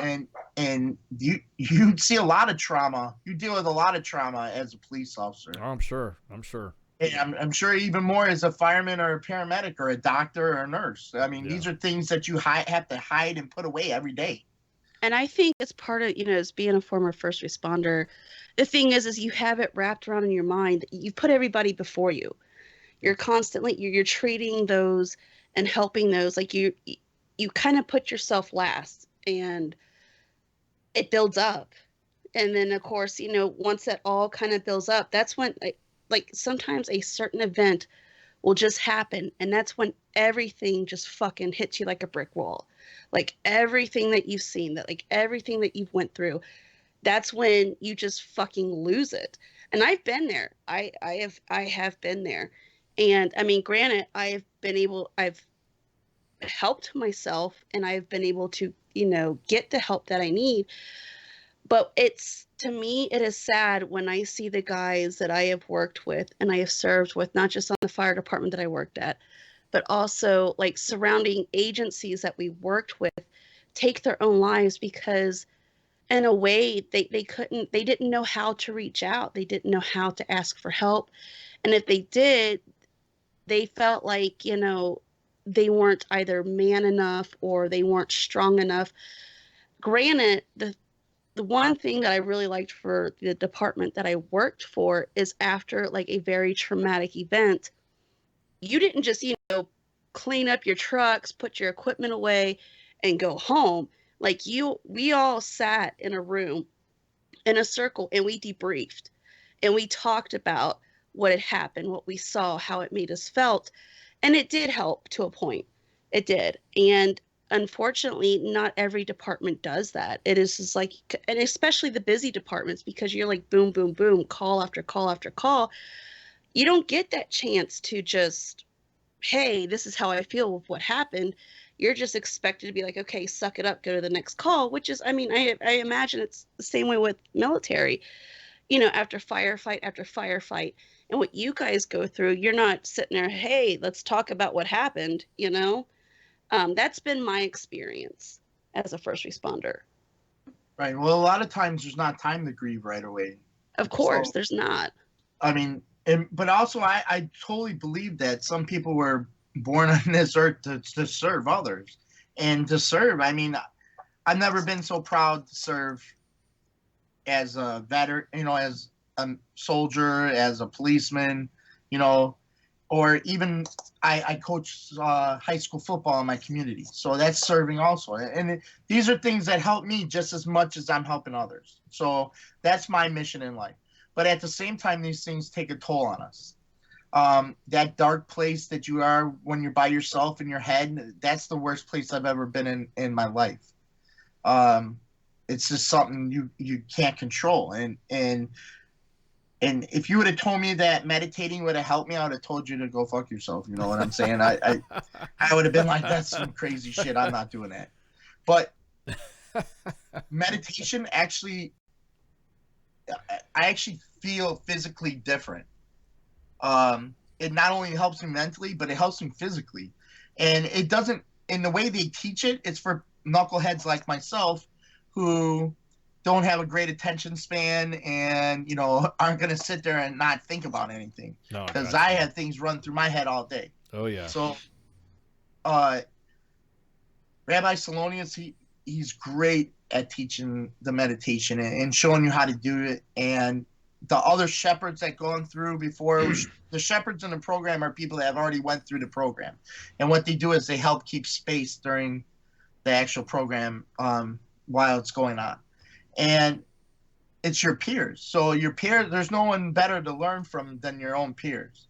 So by them telling you and keeping up with you afterwards, and the first thing that all of us are going to, when you call and say, I'm having a hard time again, the first thing they're going to do, especially Rabbi Salonius, is going to be like, are you meditating? And as soon as you say no, he knows what the problem is. And and I know it sounds crazy for people who have not meditated, but meditation is a godsend. It's amazing. Now, you have in your video, I like it's done. It's an HD. You've removed you're immediately from the beginning of the video, in the first 14 seconds of the vid, you cross out the term disorder throughout the whole vid. Definitely. Disorder. Yeah. So exactly. So I mean, that's obviously that's the reinforcement of the program that you're talking about. What isn't it? I'm just gonna say this as a vet while I'm still serving, but you know what I'm saying. I'm a vet too. It's pissing me off that makes it sound like that because you serve, there's something fucking wrong with you. Right, exactly. And so, is there something that you, and like I said, because I'm still in, I don't know what it's being propagated out in the civilian world. Are you seeing in the civilian world that tag being removed of it being a disorder? No, I see it getting worse. No, that's why I fucking. So I mean, I agree. I've actually dealt with it personally, where I applied for a job and you go through their whole physical process where you talk to a doctor, this and that, and you're pretty much pigeonholed as being a problem, even though they don't even know you or know anything about you. Or a ticking time bomb. Right. So, I mean, not all of us are like that. I mean, I have 3 kids and I have a wife and I run a household. So why couldn't I work a normal job? Yeah, exactly. I don't have a police record. You know, I'm a pretty good, outstanding citizen and I did my service. So why should I be pigeonholed as a problem? Or, like you said, ticking time bomb. And what it is it's our responsibility to educate people who don't know what PTSD is, or PTS. Yeah. And by removing the D at the end in the disorder, what we're doing is rebranding what it actually is. And it's a responsibility that all of us need to take as veterans, first responders, and law enforcement to make sure that others follow suit. So we would be better off calling it, instead of PTSD or post-traumatic stress disorder, take the disorder off. Correct. It's PTS when you're in the moment. It's post-traumatic stress. And then after that, and after you go through a program like the Sparta project with you guys, would it be fair to call it PTG, post-traumatic growth? Oh, that's yeah, that too. That's a good point. Yeah. And we talk about post-traumatic growth, and it doesn't stop with one thing. I mean, it's a constant thing you have to work on. It's just like being going to AA or NA. You know, you can't quit on it after you go through the program. It's something you have to work on, and it's something that you can't do by yourself. So to this day, if I have an issue, I have a whole tribe, not only my military and police friends that I call, now I have my tribe from Sparta that I can call and lean on. I'll be like, I'm having a rough day today, you know, this and that, and they'll tell it. And the first thing, like I said, first thing will come out of their mouth, are you meditating? and you're going to get mad at it. You're going to be like, no, I'm not meditating, you know, because you know where it was going. Just like when your mom asked you, you know, did you wash your hands? Yeah, you know? you clean underwear. Exactly. But it's more about Phil Folsom, one of our providers. He always talks about the lone wolf. The lone wolf never survives. It might be, you know, going out there and doing this and that, but overall, it's not going to survive without its herd or its pack. It's pack, yeah. So, we need to stop trying to do these things by ourselves and come together as a community. We're strong individuals, so there's no reason why we should be letting each other down.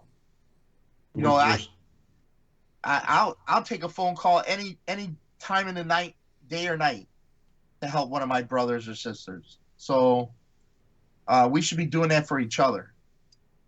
We're strong individuals with moments of weakness, but we're unstoppable as a group and as a team. Correct. You guys. No, go ahead. I'm sorry. I didn't mean to cut you off, Michael. Go ahead. I absolutely understand what you're talking about with having a group in a pack mentality, having a tribe, as you call it, to back you up.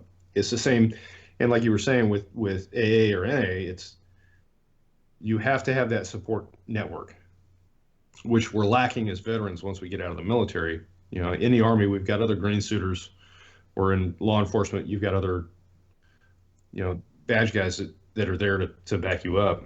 And for anybody that's out there, like you were saying, it feels like they're a lone wolf that's out in the world by themselves. Sign up, get with these guys, find your tribe, find your support network. I was going to ask you another thing too, Brett. What is there anything we could do? Because I'm thoroughly pissed off about the 22 a day myself. I'm pissed off about it because, like you just said, we're strong, we're beasts, dude. I mean, come on, we've served in the greatest military in the world, and so when we come out of it, what is it about us and its psyche that tends not to help, to not ask for help? You know what I mean? What is it about? Is there something that we could do? I mean, do you think that you see that there's anything that we can change about it? I'm not, without saying you better suck it up, drink water type shit. You know what I mean? Well, it starts there. You know, I got to say I was part of the problem myself. When I was in the military and I was a leader, you know, I'd seen other guys that, you know, been through worse things than me and they had PTSD, but I didn't want to admit it. You know, I'd be like, you know, stop being a sissy and, you know, drive on and do your job and this and that. You know, there's no time for that. But what that does is it creates more of an issue and a stigma where people don't want to go ask for help. So where it starts is up top.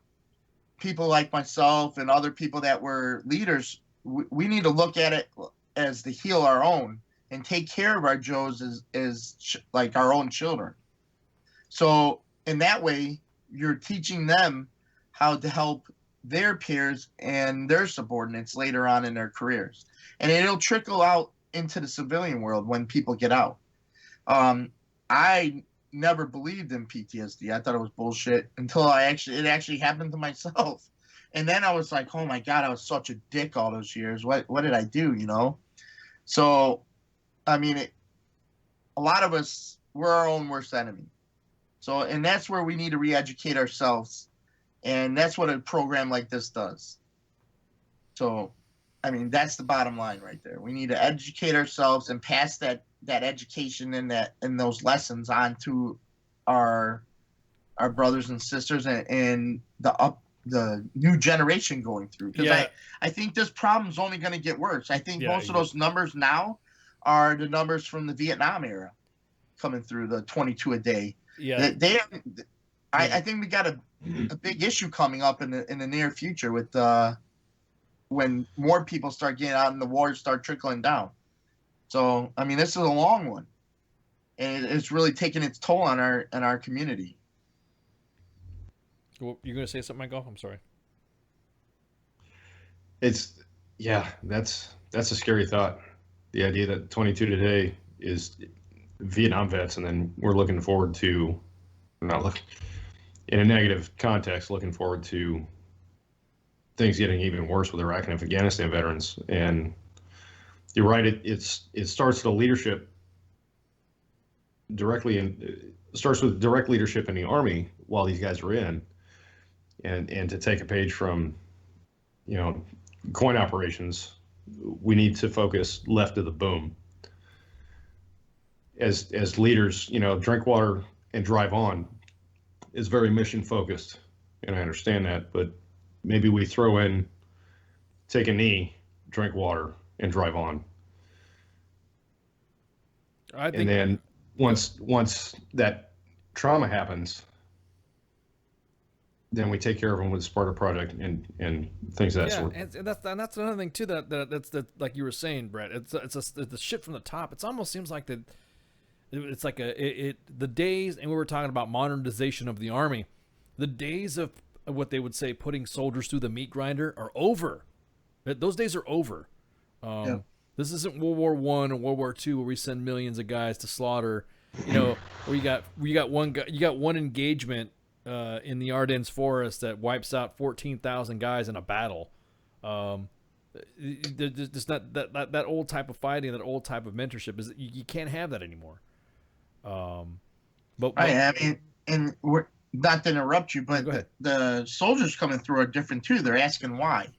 They're not just, not saying that people before us were meatheads, but we were taught different.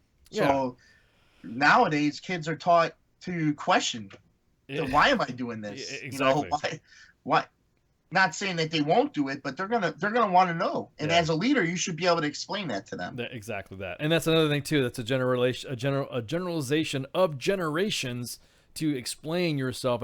You have to be, as a leader now, be able to explain. Now, obviously, when the shit's hitting the fan, and like we were just talking about earlier about doing an operation, there's got to be that moment of get in the fucking car, or get in the fucking truck, or jump your ass to go do this or whatever.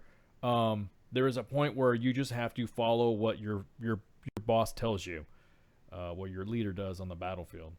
Exactly, and no one does that better than our community. No, of course not. I mean, come on. And it's funny because everyone kind of falls back into a structure once you guys hanging out in an environment like that. It always happens.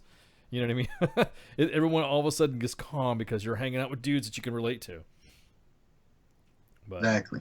Anyways, Brett, well, hey, thanks for coming on, man. Thank you guys, man. It's been a pleasure. Yeah, always pleasure for you to come back on. We're talking about the Sparta Project and their 6-part methodology of trauma, stress, and brain changes, resiliency building, new life vision, unpacking trauma, meditative practices, and aftercare, which, of course... If you guys don't mind, after the show, I'll get a hold of Amy, and I'll get you guys the address. I'll send you guys some shirts. Oh, damn. Okay. Shit. Well, there you go. We'll be able to use those for... How about this? We'll be able to use those for some giveaways. Because we like to have little contests. Sometimes we'll have little gaming events or something like that. Or I'll just do how many ex-wives does Ice have, trivia. And then and usually we give out some T-shirts. So. I'm still trying to convince him that win a date with Mike Golf is a thing. I'm sorry, dear. Can't happen, bro. I'm kidding. All right, Brett. Well, hey, thanks for coming on, man. We totally appreciate your presence here. A great program that you guys are going through. So, once again, we appreciate you coming on. Thank you, guys. All right, brother, man. Have a good one. Talk to you soon. Yep. Bye. All right. Yeah. So, again, trauma, stress, brain changes, resiliency building, new life vision, unpacking trauma, meditative practices, and aftercare is the Sparta 6-part methodology. Jump on their website at thespartaproject.org. Obviously, you can see them tagged right there. We got it right there on their Facebook. But also, 3 different locations. Looks like they got it on the West Coast, Midwest, and in the straight desert. That's what I'm talking about. I'm all about the desert stuff. Throw an application. Just go ahead and throw it in there and freaking, fly right the fuck in there and get checked out. You might be surprised. There might be something that would be an issue that you didn't realize was an issue. So, but anyways, yeah, exactly. Not on a date. Everyone's like, a date? No. It was a joke. Yeah, exactly that. So once we, that's what I'm talking about. We got some Sparta Project swag. Man, that's what I'm talking about. See, working for WTFNationRadio.com, U.S. Army WTF Moments, we can't get all the freak stuff that the WTF Nation, can win. It sucks, man. T-shirt. I'm going to go on their shirt and buy some swag and say they gave it to me or something like that. Make it seem like, let's see, they gave me the shirt. Let me go give me a bumper sticker. I'm going to go give me a bumper sticker, yeah. Exactly that. Put it on the back of my horse. Exactly. Put on the back of my horse. But, so check them out. Again, the SpartaProject.org. Like I said, they got the Warrior Transformation Program. They got a 1-day immersion, and then they got the 5-day intensive retreat. And any of these locations in Arizona, California, and Minnesota, you'll be able to. And it's open to military, veterans, law enforcement, and for first responders. So again, check it out. We're going to take a break right quick. It's top of the hour.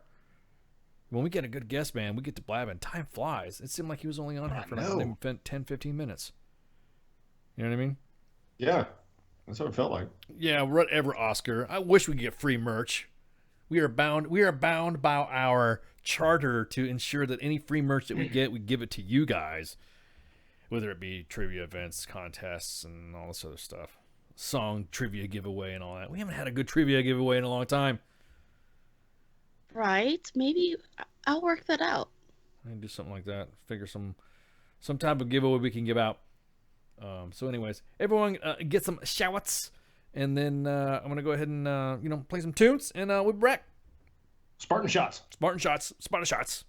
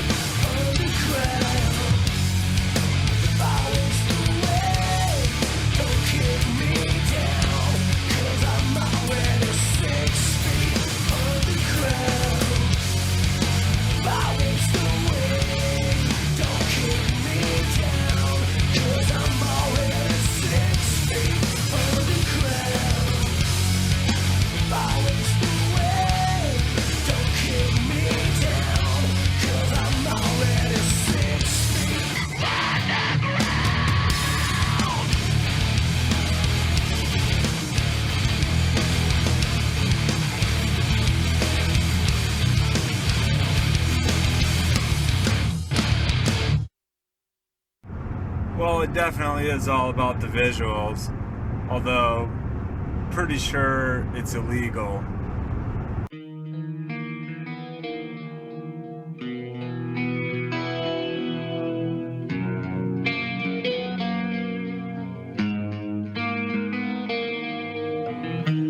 Hungry for another taste. You stumble around the time you waste, and your table's overturned. Sooner or later you crash, then you burn. I think I wanna die tomorrow. And are you gonna be with me? I think I wanna die tomorrow. 'Cause I'm out of time and I'm out of my mind. The simple ways come and go. Still I love the way you turn me on. But I just can't find the words. 'Cause everything I say sounds so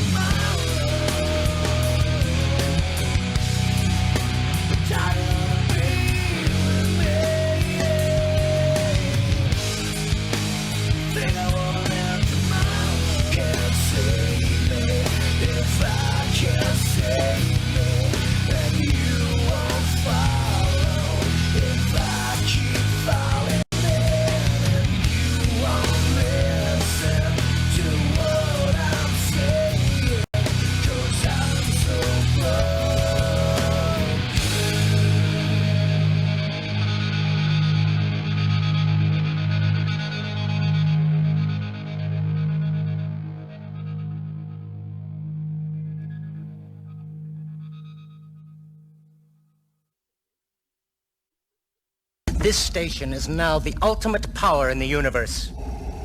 I suggest we use it. The voice of U.S. Army, WTF Moments. This is WTF Nation Radio. I find your lack of faith disturbing. Good evening, boys and girls. This is Tim Kennedy. I'm a Special Forces sniper, a Ranger qualified Green Beret, a UFC fighter. Please listen to us and the shenanigans that we're going to say. We will insult you. There will be racial slurs. We will be sexist. We will offend you. But there will be magic, and a unicorn will be raped. So enjoy the show. Thank you for listening on WTF Nation Radio.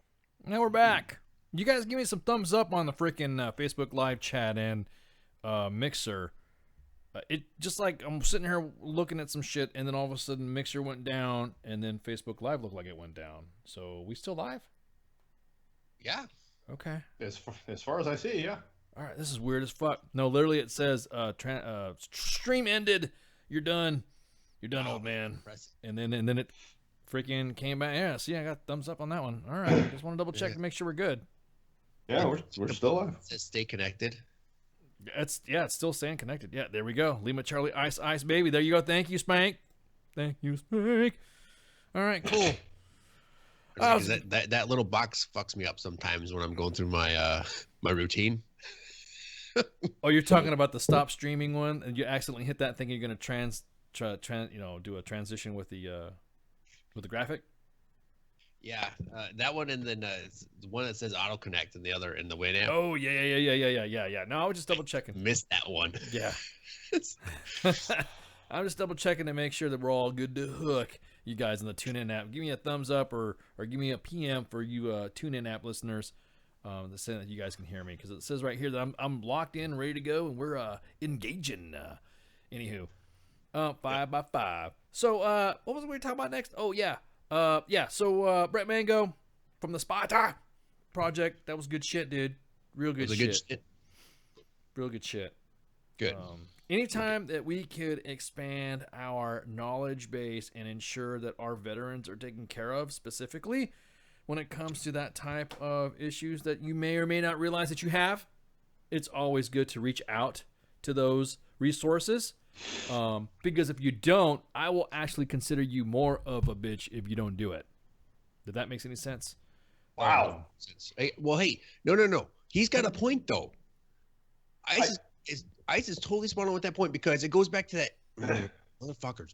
It goes back to the whole thing about the handout versus the hand up. We have resources. We can point you in the direction for resources. If you are not willing to grab that resource or do research on how to use that resource to your advantage to help you get to where you need to be, then what the fuck are you even talking to us for? Yeah, why you getting everybody stressed the hell out? Like we have, there's individuals amongst the staff that we talk about some stuff like that and say, hey, I'm gonna go talk to someone. I do the same thing too. I need to go talk to someone too. But we're talking about it. It's out there in the open. If you compartmentalize and be that Debbie Downer, it's then and that I know some people. Now once again, I always get a lot of shit for it. That's why I don't have an WTFNR Ice fan page, because I don't want to get hate mail. You would not get any hate. It all be love mail. Jose says I need to get a Twitter, because he have you seen Jose rocking Twitter lately? No. Yes. Holy shit! But I do see the screenshots in a lot of the chats. Oh my god, he is on fire. He's attacking everybody. He went after the army. Well, not went after, but he tweets the army. He tweets all the divisions. He's got him and James Woods are buddies. I'm thinking that's baller status right there. James Woods? Yeah, like the James Woods. Like James Wood from Family Guy? Yeah, come on, dude. That's my frame of reference. Yeah, exactly. So him and James Woods go back and forth, and I'm thinking that is like, dude, that's baller status power right there. He tweeted out, because I'm uploading stuff to podcasts and shit like that, and then I check the WTF Nation Radio Twitter, and then I'll see his retweets of everything that is going back and forth. And then I'm like, okay, because Twitter, you don't have to have an account to look at somebody's tweets. I mean, if you want to reply or like, then yes, you have to have a Twitter account. So you could just look at Twitter and just see all of his tweets. So I saw a retweet and I clicked on it Oh my God, dude. He trolls everybody. He fucking trolls. He trolled Tar Heel Nation, Sports Center, and they respond to him like they. He only has like 61 followers, but he's got like thousands of. I mean, he's got like not thousands, but he's just saying he's active on Twitter. I'm like, there's no free. He doesn't. He just like, and he knows shit that I'm just thinking, dude, how did he know about that? That's. Anyways, right now he posted. If you go on Twitter, he posted a tweet. I guess he's required to take language classes, English. There you go, join the club, I say. Because everyone has been berating him about his long-ass-winded, fucked up English stories. Wait, So HQ's, and he even said that he needs to work better on his written English. He said he's been able to speak good English. You could barely tell if he's got an accent or not. But he scolded him. Yes, there's some people that kind of got butthurt at his whatever, and so HQ's told him to take a college class. Okay, I'm If you pretty look sure a lot of those comments I read were not in perfect grammar or English at all. Well, So no, because what was funny was that he says he's got an English instructor that is fairly attractive, and he said it reminded him of a Kardashian. And if you look on his Twitter, he says he's taking an English class, but he can't take the class seriously, and he posted a picture of the Kardashians in sombreros.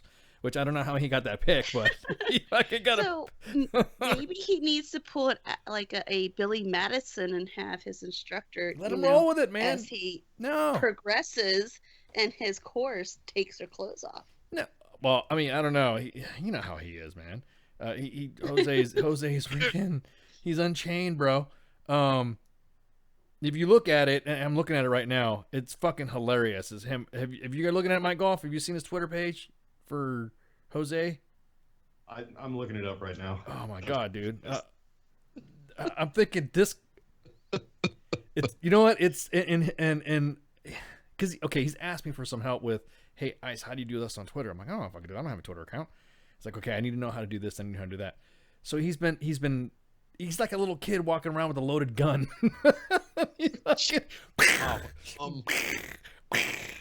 That might be a little far.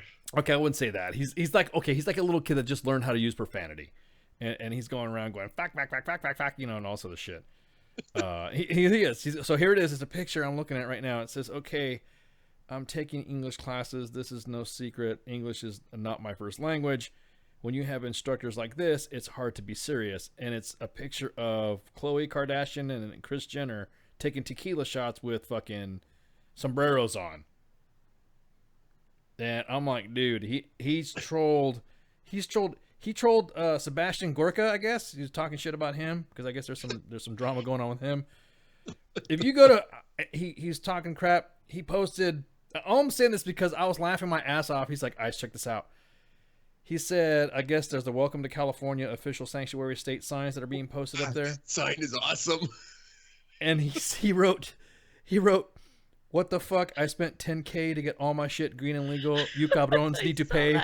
This is a tamale outrage. He's pissed off because he spent through some school program. Anyways, his foreign nationalness when he was going through to get his green card and stuff. Dude.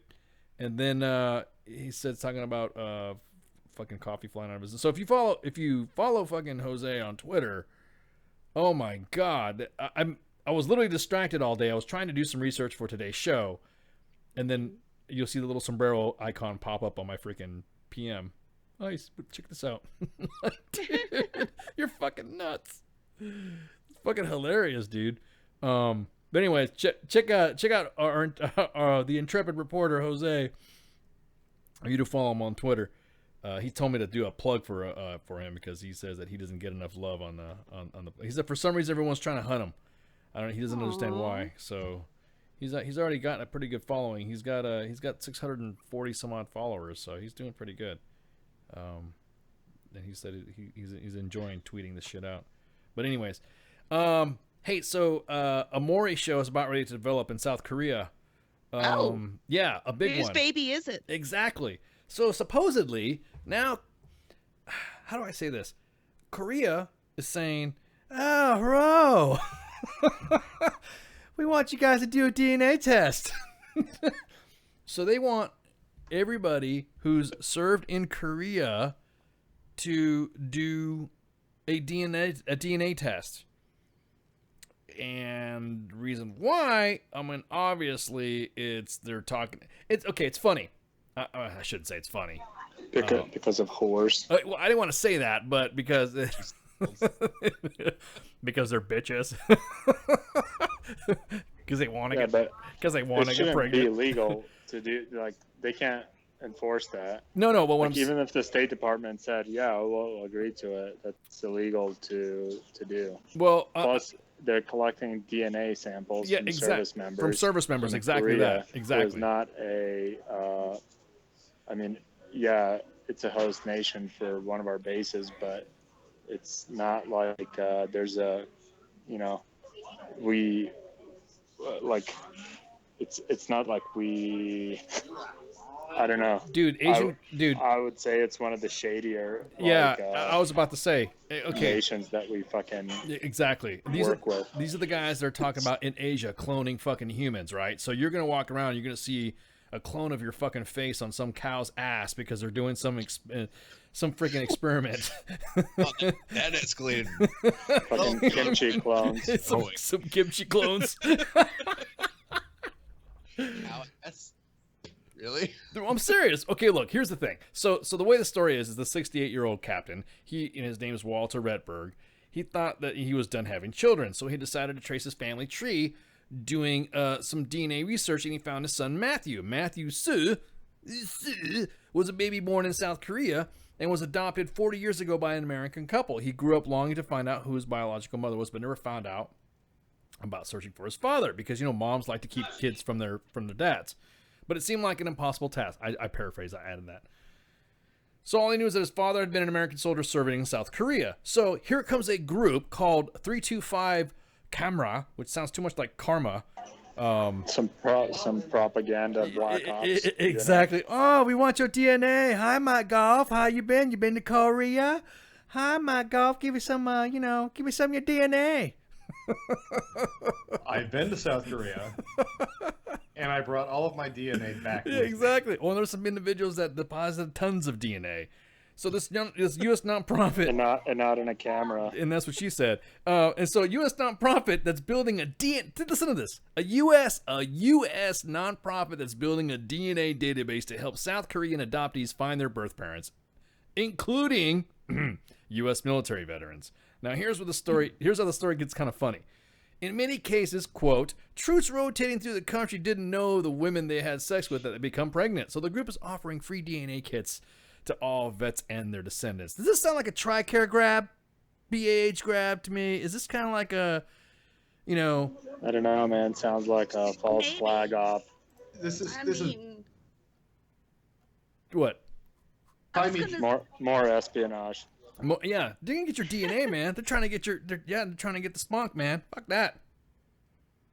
It's quote. Buy me drinky taken to a whole new level. Oh, hello, my golf. Hey, remember this kid you said's not yours? Look at this. And it's like my golf. So wait, what is is this all ages of kids in this whole scheme, or? Well, no, this is the 325 camera. It sounds like a gang member from South Los Angeles. Yeah, exactly. I mean, obviously, after 18 or college, whatever the fucking new Obamacare, you have to cover your kids till and now on TRICARE. If they're past that age, they don't get shit. Well, no, they're not talking about that. No, we're just talking about finding misidentity or finding reassignment or finding who your parents is or something like that. Because Asian cultures understand the deal with. Oh, actually, other cultures understand the American culture of women wanting to get back pay for child support because they get fucking influenced.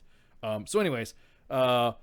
So this one spokesperson, the director of this 325 camera, so many of them have been stationed here for a long time. So if they remember any encounters that they've had, then that's enough for us, unquote. The DNA will even help vets that didn't father any children because it might lead to other relatives who did. Yeah, right. Yeah, good. That's looking out for your siblings. Yeah, exactly. That's look, Right. Yeah, exactly. Oh, so you fucked my sister, huh? The next step of DNA collection is unbelievably spicy kimchi. Yeah, exactly. Oh, we got very. Oh shit! Hold on. Oh, hold on to your ass. With We the have camera crews running around. Yeah, exactly. Cheaters and fathers. Bathrooms. Yeah. Are you my father? Collecting it up, Oh. stealing the secret ingredients. Oh, They've well- institutionalized the theft of Exactly. stealing the secret ingredients. Could you imagine a camera crew I know, following you us? around. Oh, hello, welcome Yeah, to camera. it's Welcome to braces. karma. Maybe that's what it is. They're trying to say karma, but they can't say it because Asians have a bad time pronouncing the R. Anyways, so the baby's mother never gave a full name. So here's the thing: what this guy was talking about. So in many cases, again, we're talking about this. The DNA the Sioux heard about this program and decided to give it a try. I didn't think it would happen. Quote. But I said, what do I have to lose? He said in a recent interview in Seoul. The baby's mother never gave him a full name, so a nun at the orphanage is listed on her adoption papers. He became Matthew Shearer upon arriving to his new home in Fort Benning, Georgia, but grew estranged from his adopted parents after they had children of their own, and they left him feeling neglected. At 24, he applied for a passport, and only to be told he wasn't a U.S. citizen. His parents never filed the paperwork to apply for citizenship, so he was not granted automatically as part of the adoption process in 2000. Hey, well, guess what, dude? DACA.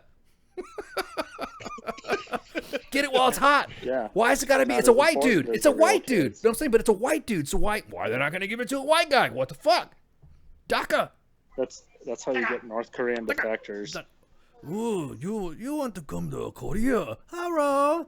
Anyways, so. Would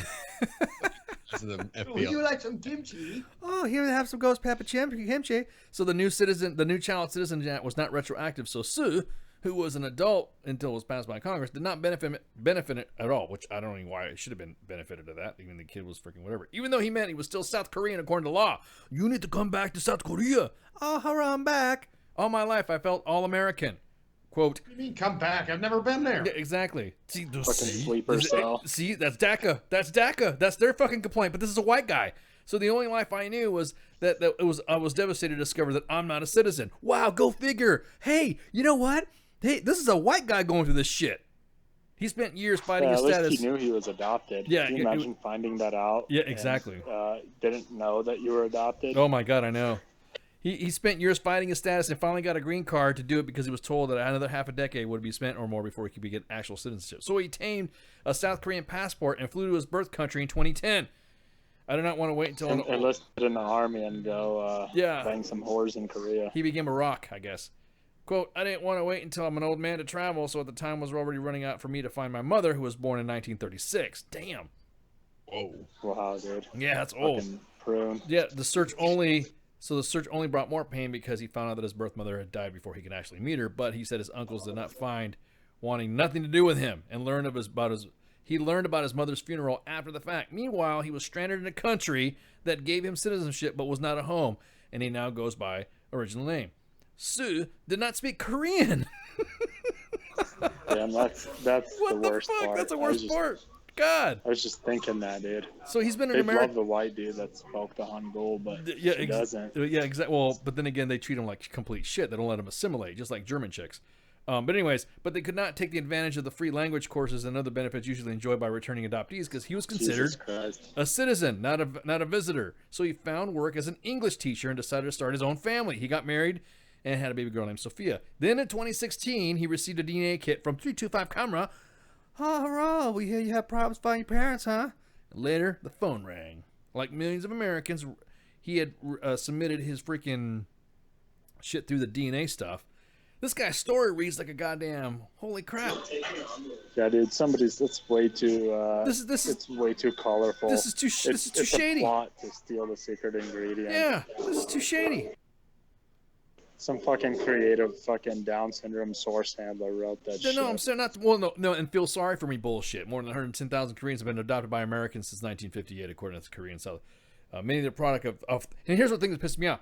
Many of them were a product of a thriving sex industry fueled by the U.S. and UN troops who flooded the countries during the 1950 and 1953 Korean Well, War. fuck them. They no. didn't have anything else to fucking offer. No. So whatever. Yeah. We So rebuilt their economy. So fuck them. this is a white They dude should though. honor the whores. Yeah. Oh, hello, welcome home. Speak Korean, huh? Do you need to know how to make some kimchi with some ghost pepper? The fucking exports. Dude, I know, man. So here's another thing too. So now this guy That was before Samsung. Samsung was built on the backs, pun intended, Yeah. of whores. Whores. Plethora of. But going again, this group 325. This sounds like a gang. 325 camera, huh? You can join for the 325 Or a mafia, huh? cyber fucking warfare unit. I was about to say, or yeah, like a hacking conglomerate. Like you have Anonymous, and then you have 325 camera. But yeah, dude. What about 324? Yeah, hey nation, do not submit your DNA to any foreign group or anybody trying to find anything about you. It's bad enough. Yeah, dude. Don't do it. And it's bad enough that bitches just try to steal that shit left and right anyway. Oh my god, exactly that right there, Pooks. The Nicholas Sparks fuckery runs strong in that shit. Exactly that. That's like notebook crap. How come you don't like Nicholas Sparks? Which wife said that? But anyways. I was thinking more Dr. Strangelove. They're trying to steal my seed. They're trying to steal exactly. They're trying to steal my seed. They're trying to remove my essence. Yeah, exactly. No, you're right, Casey. Supply and demand. Oh no, it's okay. I'm on pill. Great Club looks like he's about to die. I'm not gonna get pregnant. That almost happened on Tuesday. I'm just saying. What's that? Oh, when I was on the show? No. This past Tuesday with Minx. What, you're talking about this already? You guys talked about this already? What? That I almost died? Oh no. What happened? Oh no, we did not know that. No, we did not know I that. didn't. Yeah. You had a near Minx experience. What happened? No, I had a near ice experience. Oh. That's even worse. Oh, dude, man. Yeah, no. Something was going on, and I started laughing really hard. And it sent me into a. You got lightheaded? Issue with my breathing. When I hit the ground. Oh wow! Holy crap! Yeah. God damn, dude. Wasn't I had a plethora of issues, but I didn't do that. I mean, I could breathe. My shit's different. Damn, it was, dude. It was pretty intense. Holy crap! You're here first. WTF Nation Radio. You have two people that almost died now. Damn. Yeah, I don't want to be the first on the station to have anything happen. Yeah, it'd be a great we'd get all kinds of hits during the broadcast, though. Bro, dude, I've already died like 3 times, so you're good. It gets worse. It gets better after the second one, so you'll be good. Everybody they'll watch the paramedics come in on this show. It's great. It's Do fantastic. we need to have a fucking defibrillator for everybody every time we get to have our doc come on here, our other doc? Yeah, the actual doc. The actual doc. What do you mean? I'm a doc. Anyways, fuck you, dude. I'm just not licensed. Of course. Oh man! Oh, you're not licensed on doctorhood, huh? I mean, I could print you out a license. Yeah, exactly. If you fucking get off to that shit. Hey, I'm Heimlich certified. Yeah, exactly. Hey, check. Check. I'm not a slave to insurance companies, Hey, so I'm gonna get the real fucking deal from me. I'm not gonna jerk you off and tell you that, Hey, Doc. secret ingredient is going to a good cause. Doc, you're needed in the office chat.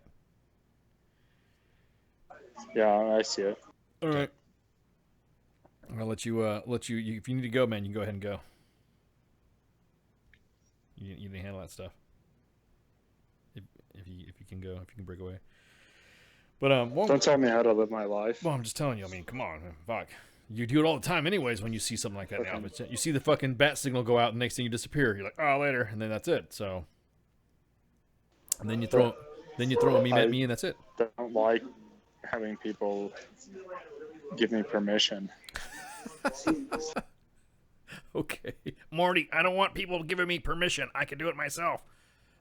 Oh fucking god, Morty! Oh my god, Morty, are you fucking for real? The difference is science and magic. One takes brain, the other takes black eyeliner. Nice, dude. All right, I'll see you guys All right, man. Go handle business. later. Later. Oh man. Okay. So, anyways, yeah. Again, nation, do not give your spunk out to anyone that's requesting it because it's a trap. It's a trap. It's a trap. It's a BAH TRICARE grab. It is. It is a grab. Could you imagine though? But being adopted and all this other stuff this whole fucking time, and then not you being an American. You know, you're Joe White dude thinking you're good to go, and then you know you're adopted, but then all of a sudden you find out through ancestry or whatever, some type of DNA test that you aren't American. And then I was thinking, immigration customs enforcement. no, well, see, You find out you're not American. yeah, exactly. You find out you're not American, then what do you do? How do you turn yourself in? You call ISO. Hi, and could you imagine speaking perfect English and saying, "Hi, I just found out that I'm not American and I'm not, and I can't get a U.S. passport, so I'm here illegally." What do you mean the reaction they would get? Well, here's the thing though: if you go to Cali, go to Chicago, go to any of those places and apply for all the benefits that are apparently available for those individuals in those statuses, and fucking live it out. Find a sanctuary state. It's the same as being deported, right? Well, I mean, they're going to find out how much of a fucking shithole their state's going to turn into once you know what I mean, as it goes on. You know what I mean? As that practice. I mean, I know we're not going to steer a little bit from Sarge's time, but they've already, the Attorney General has already said that we're going to rescind. No funding for you? Yeah, no, not that. Well, that too. That's the president. He's already talking about, if you guys don't know already, California is now a recreational use for marijuana, and it was just weird how everything was so pre-positioned at the right time, and all of a sudden these large dispensaries that are owned by pharmaceuticals that are freaking all of a sudden popped up out of everywhere, just like instantly popped out. Yep. And a lot of it has been backed by the Democratic Party, and the Republican Party were the ones fighting it. And so both parties decided that, yes, this would be a good deal because a California politician is a California politician, no matter what you say, if they're Republican or Democrat. They're a California politician. They're all going to think about themselves when it comes to this aspect. And so they were looking at the big boom of fucking loot that was going to come in. Well, here comes the Attorney General, Jeff Sessions. What does he say? Yeah. No soup for you. No soup for you. So now everything that's medicinal marijuana, recreational marijuana, now the states that have passed all these legislations are now being told you're not authorized to do that. And I'm thinking, do you know how NASCAR started? Yeah.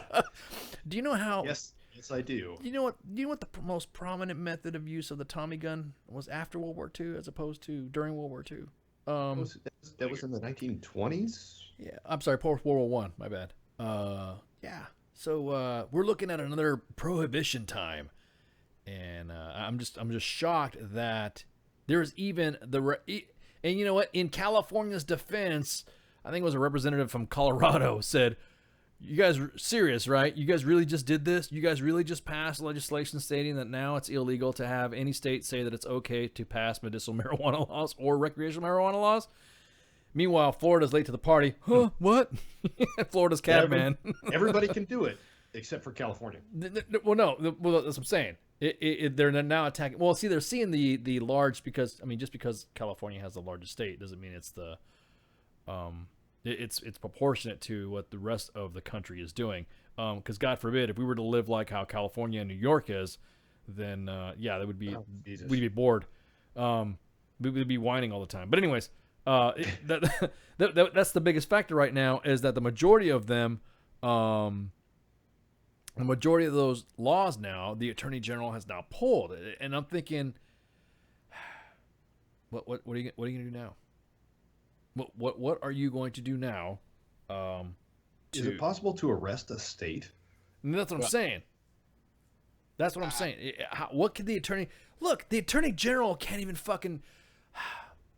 Look, not to get. Oh man, I know this is Sergeant's time. Let's focus on all the issues that we have in our country that you said was bad at the top. Go from there and then focus on the states, because the last time prohibition happened, prohibition was pretty bad. And it only lasted a couple of years. It only lasted a couple of years, but at the rise of elements and organizations outside and in the, because the FBI was created because of what? Because of prohibition. The Bureau of Alcohol, Tobacco, and Firearms was created out of that reason too. The revenue man. So yeah, so the G-Man being created. So it's almost like they're trying to reconnect. It's we have to fight this drug war and all that stuff. It's too late. I think Colorado's been in like the freaking black when it comes to their funding. But the reason why they can't use that for some federal programs or deposit in banks is due to the fact that they consider it's drug money. It's illegal. Right. And that was like, so when they legalized it originally, and I'll be honest, I voted for it because of where the money was supposed to go. It was supposed to go into the school systems and things like that.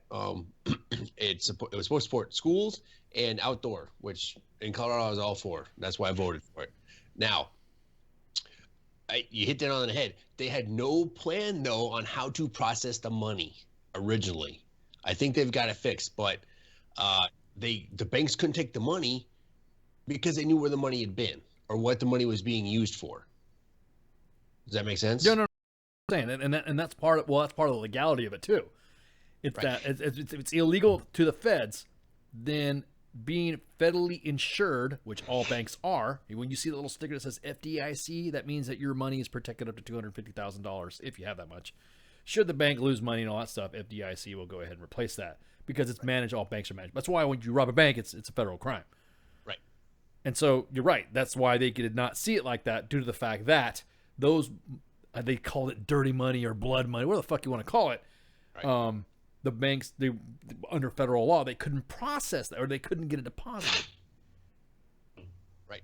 And that created an issue not only with the businesses and whatnot, but so it created, and honestly, it created an additional job market, because those places had to hire security, correct? Additional security, right? Correct. And then the Colorado Department of Revenue had to hire additional auditors, because what they were doing is they were sending out auditors to these businesses to check their books to make sure that the right amount of taxes were being collected and set aside to eventually pay the state of Colorado. Whoa. But wait a minute. I thought if you're collecting blood money, then you can't collect on blood money. You can't get taxes off of blood money if you want to use that rationale. Again, it is and this is the big difference, decriminalized at the state level. That's right. Yeah, I get that, but what I'm saying though is that the product at the state can do whatever it wants. Correct. The state can tax whatever it wants as a state tax. No, but what I'm saying though is that you would get in trouble for the IRS for having that amount of money of profit or income, according to the IRS schedule. That if you have income and that's earned income, then you can't collect it. You can't collect my money. You can't collect my tax money because it's weed. It's weed. It's blood money. You can't take it. Through this whole thing, I don't see a downside to this. You're creating jobs. You're creating income. Not paying taxes.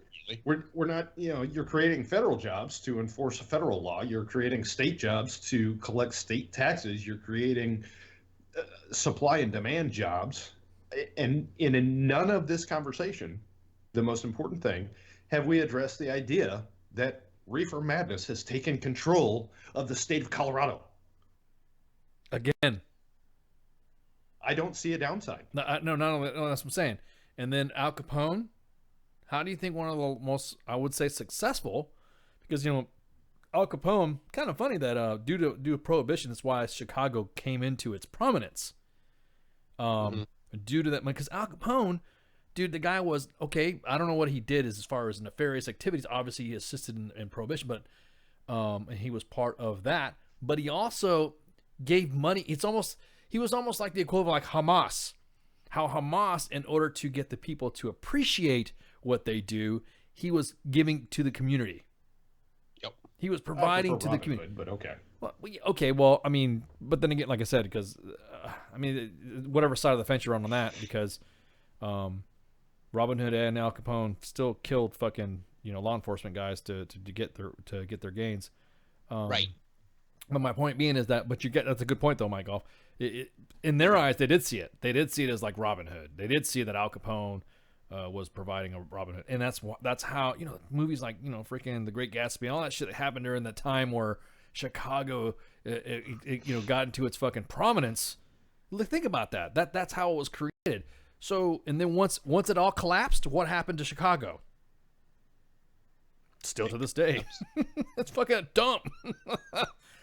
The only thing that people do in Chicago or cities like Detroit is blow it up for fucking movies, because it's already fucking wrecked. It already looks like the Balkans in some areas. Is that your future prediction for Colorado and California? No, my prediction for Colorado. See, here's my thing. My prediction for Colorado is that Colorado is a steady state run already. And it shows that it's run without government interference. The government's not interfering. The state has said, okay, fine, we're using our fucking weed to do this, or weed money to do this. Since you don't want my weed money, then you shouldn't tax my weed money. You shouldn't come after it, because you won't let me put my weed money in banks. So guess what? Then you don't know how much money I have. Then you should not come down and see how much money I have. Now, the state, because like you said, Great Cloud, it's been regulated by the state, then yes, the state should put into that.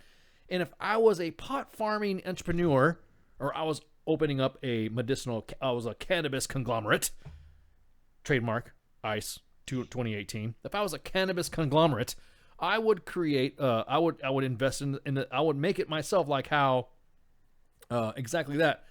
You wouldn't get caught for tax evasion. How could you get busted for tax evasion if the government's making your money illegal? Then they can't tax something that's illegal. Yeah. Well, they'll find something, and that's what I'm saying. They'll find something. They'll say, "Well, what did you have your income?" Yeah. Think about this: when you file for you find your taxes. It says right here you only had, because say like me, I'll be a disabled vet, and I'm getting retirement, and I'm getting fucking my disability, Social Security, and that's my income, right? But you wrote $15 million on your last thing for your business, or where did that money come from? I sold weed. I did weed. What are you gonna say? Go ahead. Yeah, exactly. What are you gonna do? You're in. How could you do that? I mean, basically, if you were smart in a business sense of being a cannabis conglomerate, you're able to fucking there's so many loopholes in itself, anyways, not to pay taxes in the federal system. It'd be easy not to pay taxes right there as well.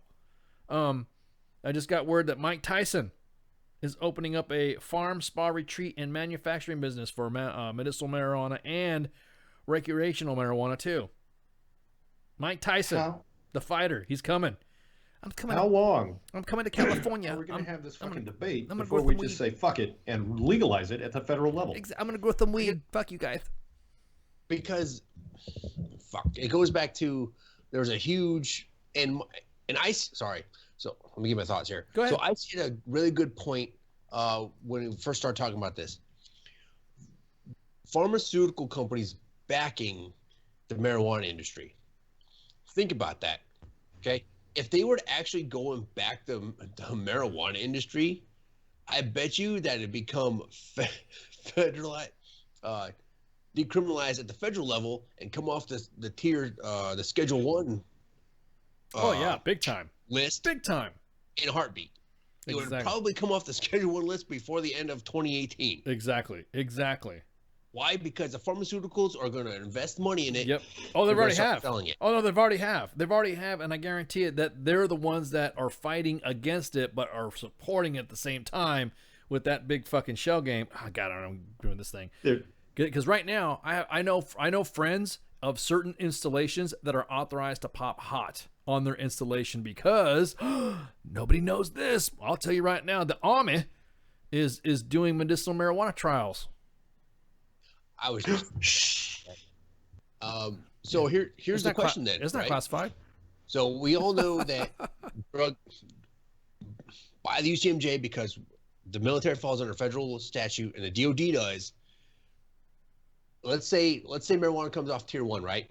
It comes or Schedule 1. It comes off all the schedules all together and it's totally legal. Okay. How do you regulate it? Something like that stays in the system for more than 24 hours with the military population. That's where big pharma comes into play. Like I was saying, they're fighting it but supporting it in the background. They're fighting it for now until they can get their hand completely in the pot. Yep. When they know that they can monopolize the income and the benefits of legalizing it, then it will happen. I bet. But here's the thing with it being in your system for 24 hours afterwards, they should be able to tell about at what strength it is in your system, just no like difference. alcohol. No I difference. guarantee they already know it. No, they know the difference to be measured 4 parts per million and according to your blood. But the individuals, that's what I mean. the individuals that I know that take it at the limited amount that still helps them out with whatever they have going on with their pain. And the individuals that one individual that I know has disc swelling in the base of his neck. Mm-hmm. So that's like the equivalent of getting hit in the head with a baseball bat in the back of the head every 3 hours, he says. And so he has to take that. He's taking Marinol, and he has to take that shit, and he says everybody, to include himself, he can focus, he can concentrate. His vision's gotten better because he could focus on, he's not focusing on fucking pain. His temper's down either. However, every time he takes a piss test, everyone freaks the fuck out, saying, "Oh man, he's smoking weed." Well, no, dude, he literally has a prescription through the army for Marinol. for Marinol. Now, here's another thing what people like, and this kind of, popped into my mind with marijuana, like with, your blood alcohol, that's like pretty much in your blood. But with marijuana and the THC, it stores in your fat in your body.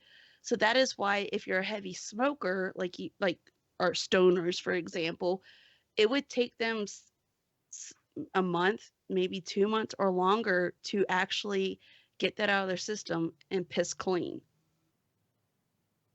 Well, I mean, it depends on how much fat, and there's an equation to it too. It's like with me, with me, intake of water and everything else. And body composition as well. I mean, think about Mike Golf and myself, we have varying body compositions, and so we would smoke some cannabis, and I would have more fat than freaking Mike Golf, and it would dissipate from his system as opposed, like Mud Puppy, if he smokes a fucking a joint, it's gone out of his system like instantly because he's got like zero fat. Yeah, and his metabolism is probably much higher. And that's what I'm saying. Yeah, and so the thing is, it's all based on body composition and how your body pushes it out. If you're just a complete fucking fat ass and you don't fucking do shit, then yeah, that shit's gonna be stored in there for a while because the absorption rate is the same as its release rate is what I was told. Because it's funny as shit. I love taking piss tests because as soon as he walks in, everyone starts laughing. You're the only guy on this installation that piss hot, and everyone thinks it's fucking funny as shit. And the hardcore, ultra conservative, fucking reefer madness, khaki wearing with a fucking silver belt, wearing fucking boat shoes and a collared shirt leaders are the ones that are sitting there going, "Well, it's not conducive to discipline when this individual's walking around here bragging about taking medicinal marijuana." He's not taking medicinal marijuana. He's taking Marinol. But because there has been, and like I said, every time we keep talking to the guys from Connecting Vets, they love coming on here and talking about it because they get me riled up. There's been no basis. There's been no study. There's been no actual, I want to say, like people say, if you smoke weed, it's a gateway drug. If you smoke weed, it's this. If you smoke weed, it's that. Well, let's do some fucking studies and let's see what happens. Because no, it's too dangerous. Well, that's what I'm saying. Think about this, what we have going on with a lot of our vets that have some of the pain. I got family members that are veterans that have dealt through some pain as well, and I guarantee they live in certain states that they were like, "This is the greatest fucking thing ever." Matter of fact, they moved to Colorado. Some of them moved to Colorado. They're coming back. Fuck this, wherever the state they were living. I would, but my issue is I want my cake, and I want to be able to have my cake and eat it too. I want to advocate for medicinal marijuana, but I also want to keep my guns. Yes. Yeah. It's the idea of taking away somebody's Second Amendment rights because they have a medicinal marijuana card. Yeah. Is absolutely ludicrous to me. I can drink a beer and clean my gun right now. Yeah.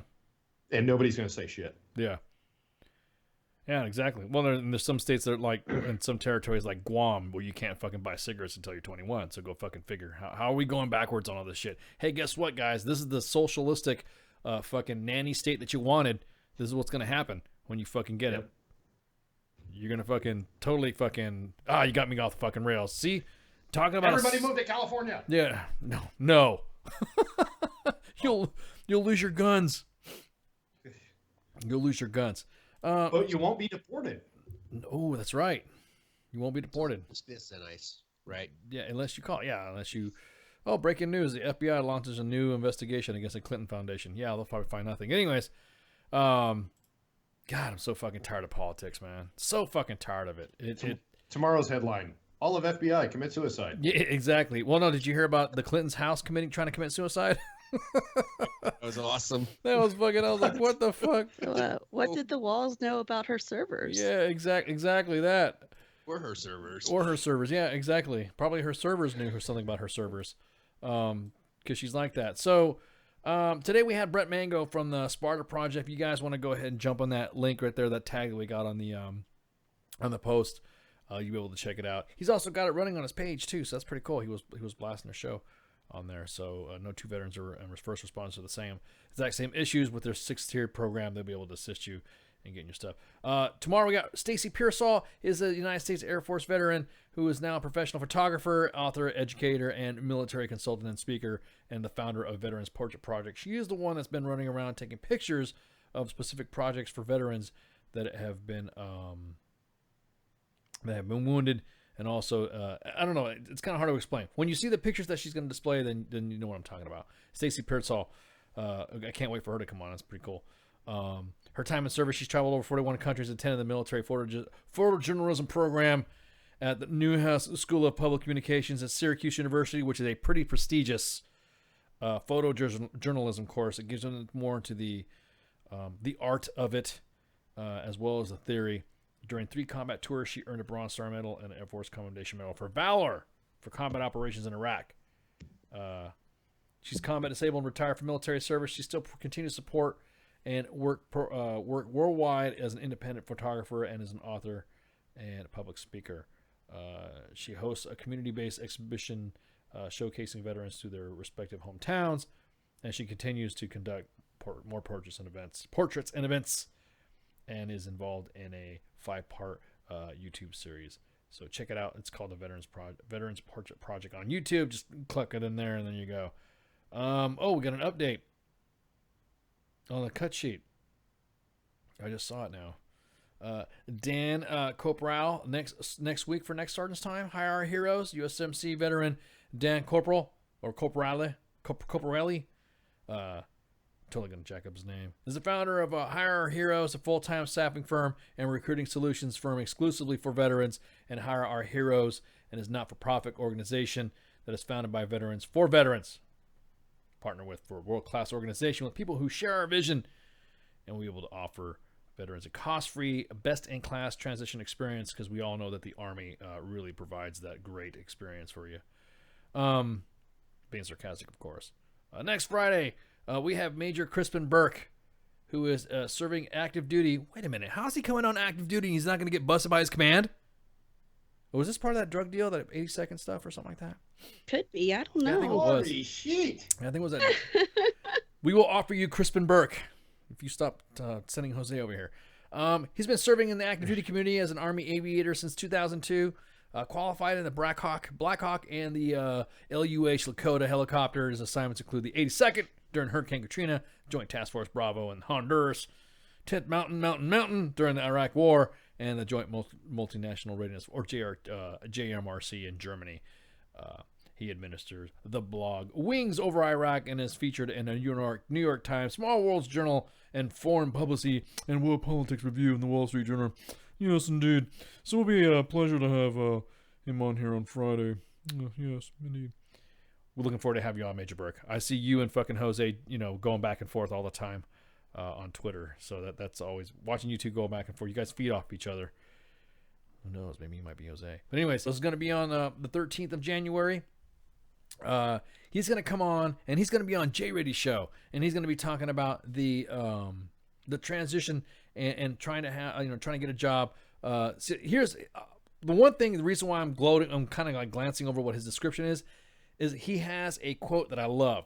Quote, I don't pull punches. I'm not surgical in my approach. I will not coddle you, and I will not feel pity for you. You are fucking killers, survivors of the greatest fighting force humanity has ever known, and I will treat you as such. Sometimes, however, you guys need some guidance, and that's why I created the page of Conus Battle Drills. That's what I was talking about, Mike Golf, earlier, about guys not asking for help.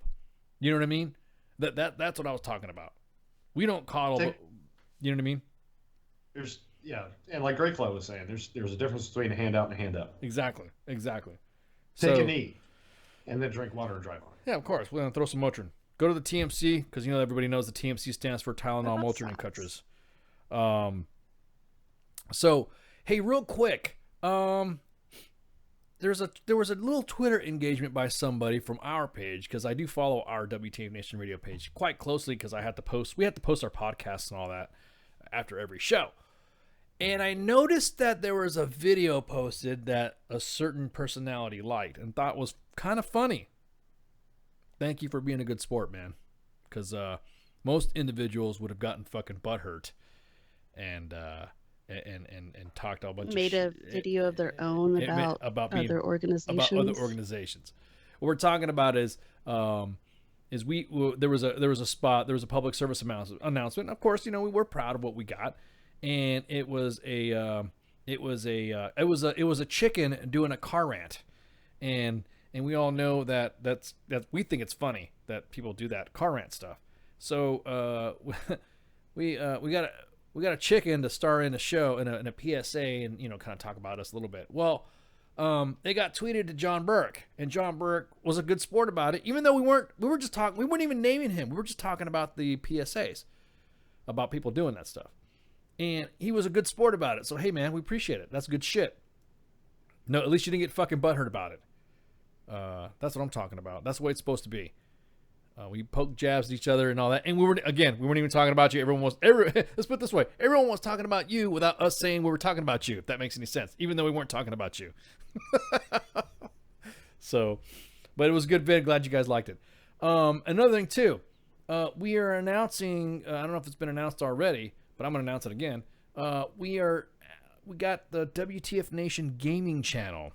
And if you go to Facebook and go to WTF Nation Gaming, it is a gaming streaming, Twitch, Steam, Smoke, whatever gaming bullshit. I'm not a gamer, so it takes me 15 minutes just to figure out how to get on GTA without somebody giving me a freaking walkthrough. So it's a pretty good, it's a good site. KJ and Pookie are the guys that are behind the scenes and getting everything set up. And then, so give them some love, go check them out. And if you check us out, you'll check them on our Facebook page at WTF Nation Radio. Then you'll see them going on there and gaming and stuff like that. They've been on there pretty frequent. All I know is looking at some of the games that they're playing, I wouldn't be able to fucking play those games. And some of the games they got is fucking like crazy ass shit. You gotta, do damn decoding and hacking and bullshit, and I couldn't fucking do that. I know people yell at me when I'm playing a fucking mission in GTA, and everyone's like, "Come on, Ice, you're going too fucking slow." Yeah, exactly. So from my experiences, we spend most of our time hunting mom. Yeah, exactly. Yeah, exactly that. Right. We go through like, the fucking I can free never mode. catch a break out of the fucking airport. Yeah, exactly, because you just welcome it. Mom, incoming really? missiles. And I'm like, where? So with that, we have a show every night, except for Wednesdays. Wednesdays are kind of like our Sunday. It's like our day off. Our Donza, or as like Spanky likes to say, a training holiday. And that's where we don't. Yeah, exactly that. I did play the original in Nintendo, and I also played ColecoVision and Intellivision and the Commodore 64 games. Come talk to me about Zork when you get a chance. Not Zonk. Not Zonk. But yeah. So we got a show every night, 2300. Tuesdays and Thursdays we have the taco truck, KJ and that. KJ, man, he's been getting freaking riled the hell up. Holy God, he was angry today. Holy shit, was he angry? Dude, I was, man. It's hilarious to listen to. Oh my God, I think if you were to, I think we need to call Alex Jones and sick KJ on him, and watch those two go at it. I think that'd be a good. That would be a good show in itself. Having KJ and Alex Jones go after each other, and then send them to J-Radio after they're done. You know what I mean? J-Radio will fuck them up. J-Radio will fuck up Alex Jones. So, unless we can get if we get Alex Jones on freaking KJ show or J-Radio show, that'll be fucking hilarious. I want to see that happen.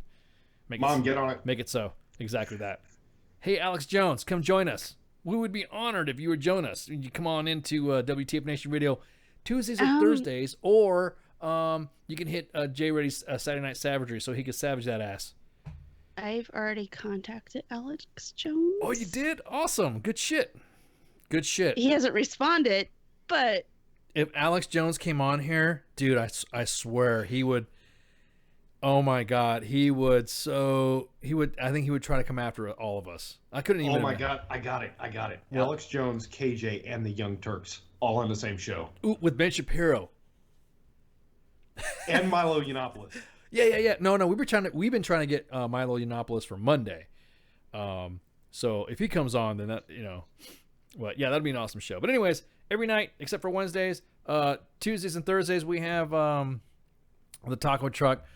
Again, that little PSA that you saw is foretelling of more little webisodes and snips and vids that you're going to see on WTF Nation Radio. So, damn, this show went fast.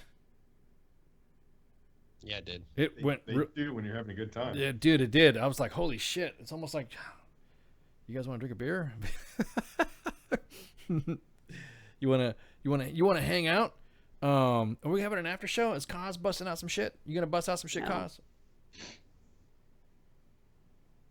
I see you guys in the mixer chat. Jello shots and all that. Jello shots. Yeah, Jello shots. Somebody's talking about some Jello shots. So, I don't have nearly as much as the people in the mixer chat like Minx and Grey Cloud does, and KJ. Minx has all the people in the chats, not this guy. Crowder, Jose is you're talking about Mike Crowder, Spencer? Because Mike Crowder, huh? The Louder with Crowder. Yeah, he's kind of already tied on with Fox right now. No, Matt is it Matt Crowder or Mike Crowder or whatever? Anyway, him and Jose are fucking. They go back and if you like I said, watch Jose's fucking tweets. He trolls everybody, and so. Today, I thought it was going to... I had the popcorn out when he was going back and forth with Tar Heel Nation and Sports Center. I was like, oh, fuck, Jose is about ready to unleash the tamale. But I think it is louder required, yeah. But anyways.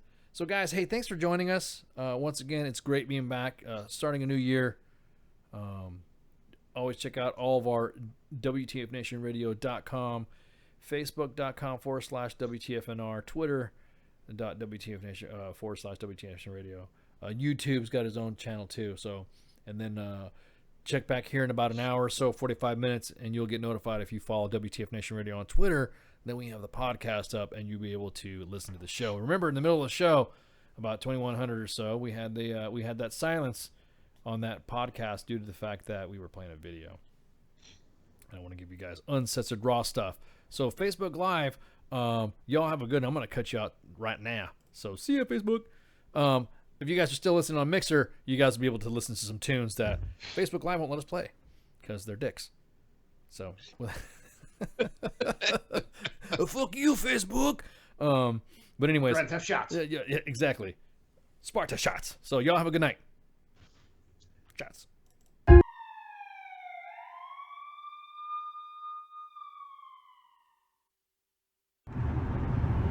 The bitches, they love of the person that stated it, and not an official representation of WTF Nation Radio or U.S. Army WTF Moments. Price does not include tax, title, or license. Some assembly required. Each item sold separately. Batteries not included. Objects in mirror are closer than they appear. If conditions persist, contact a physician. Individual results may vary. Keep out of the reach of children. Avoid prolonged exposure to direct sunlight. Keep in a cool, dark place. And please enjoy the show. Shots.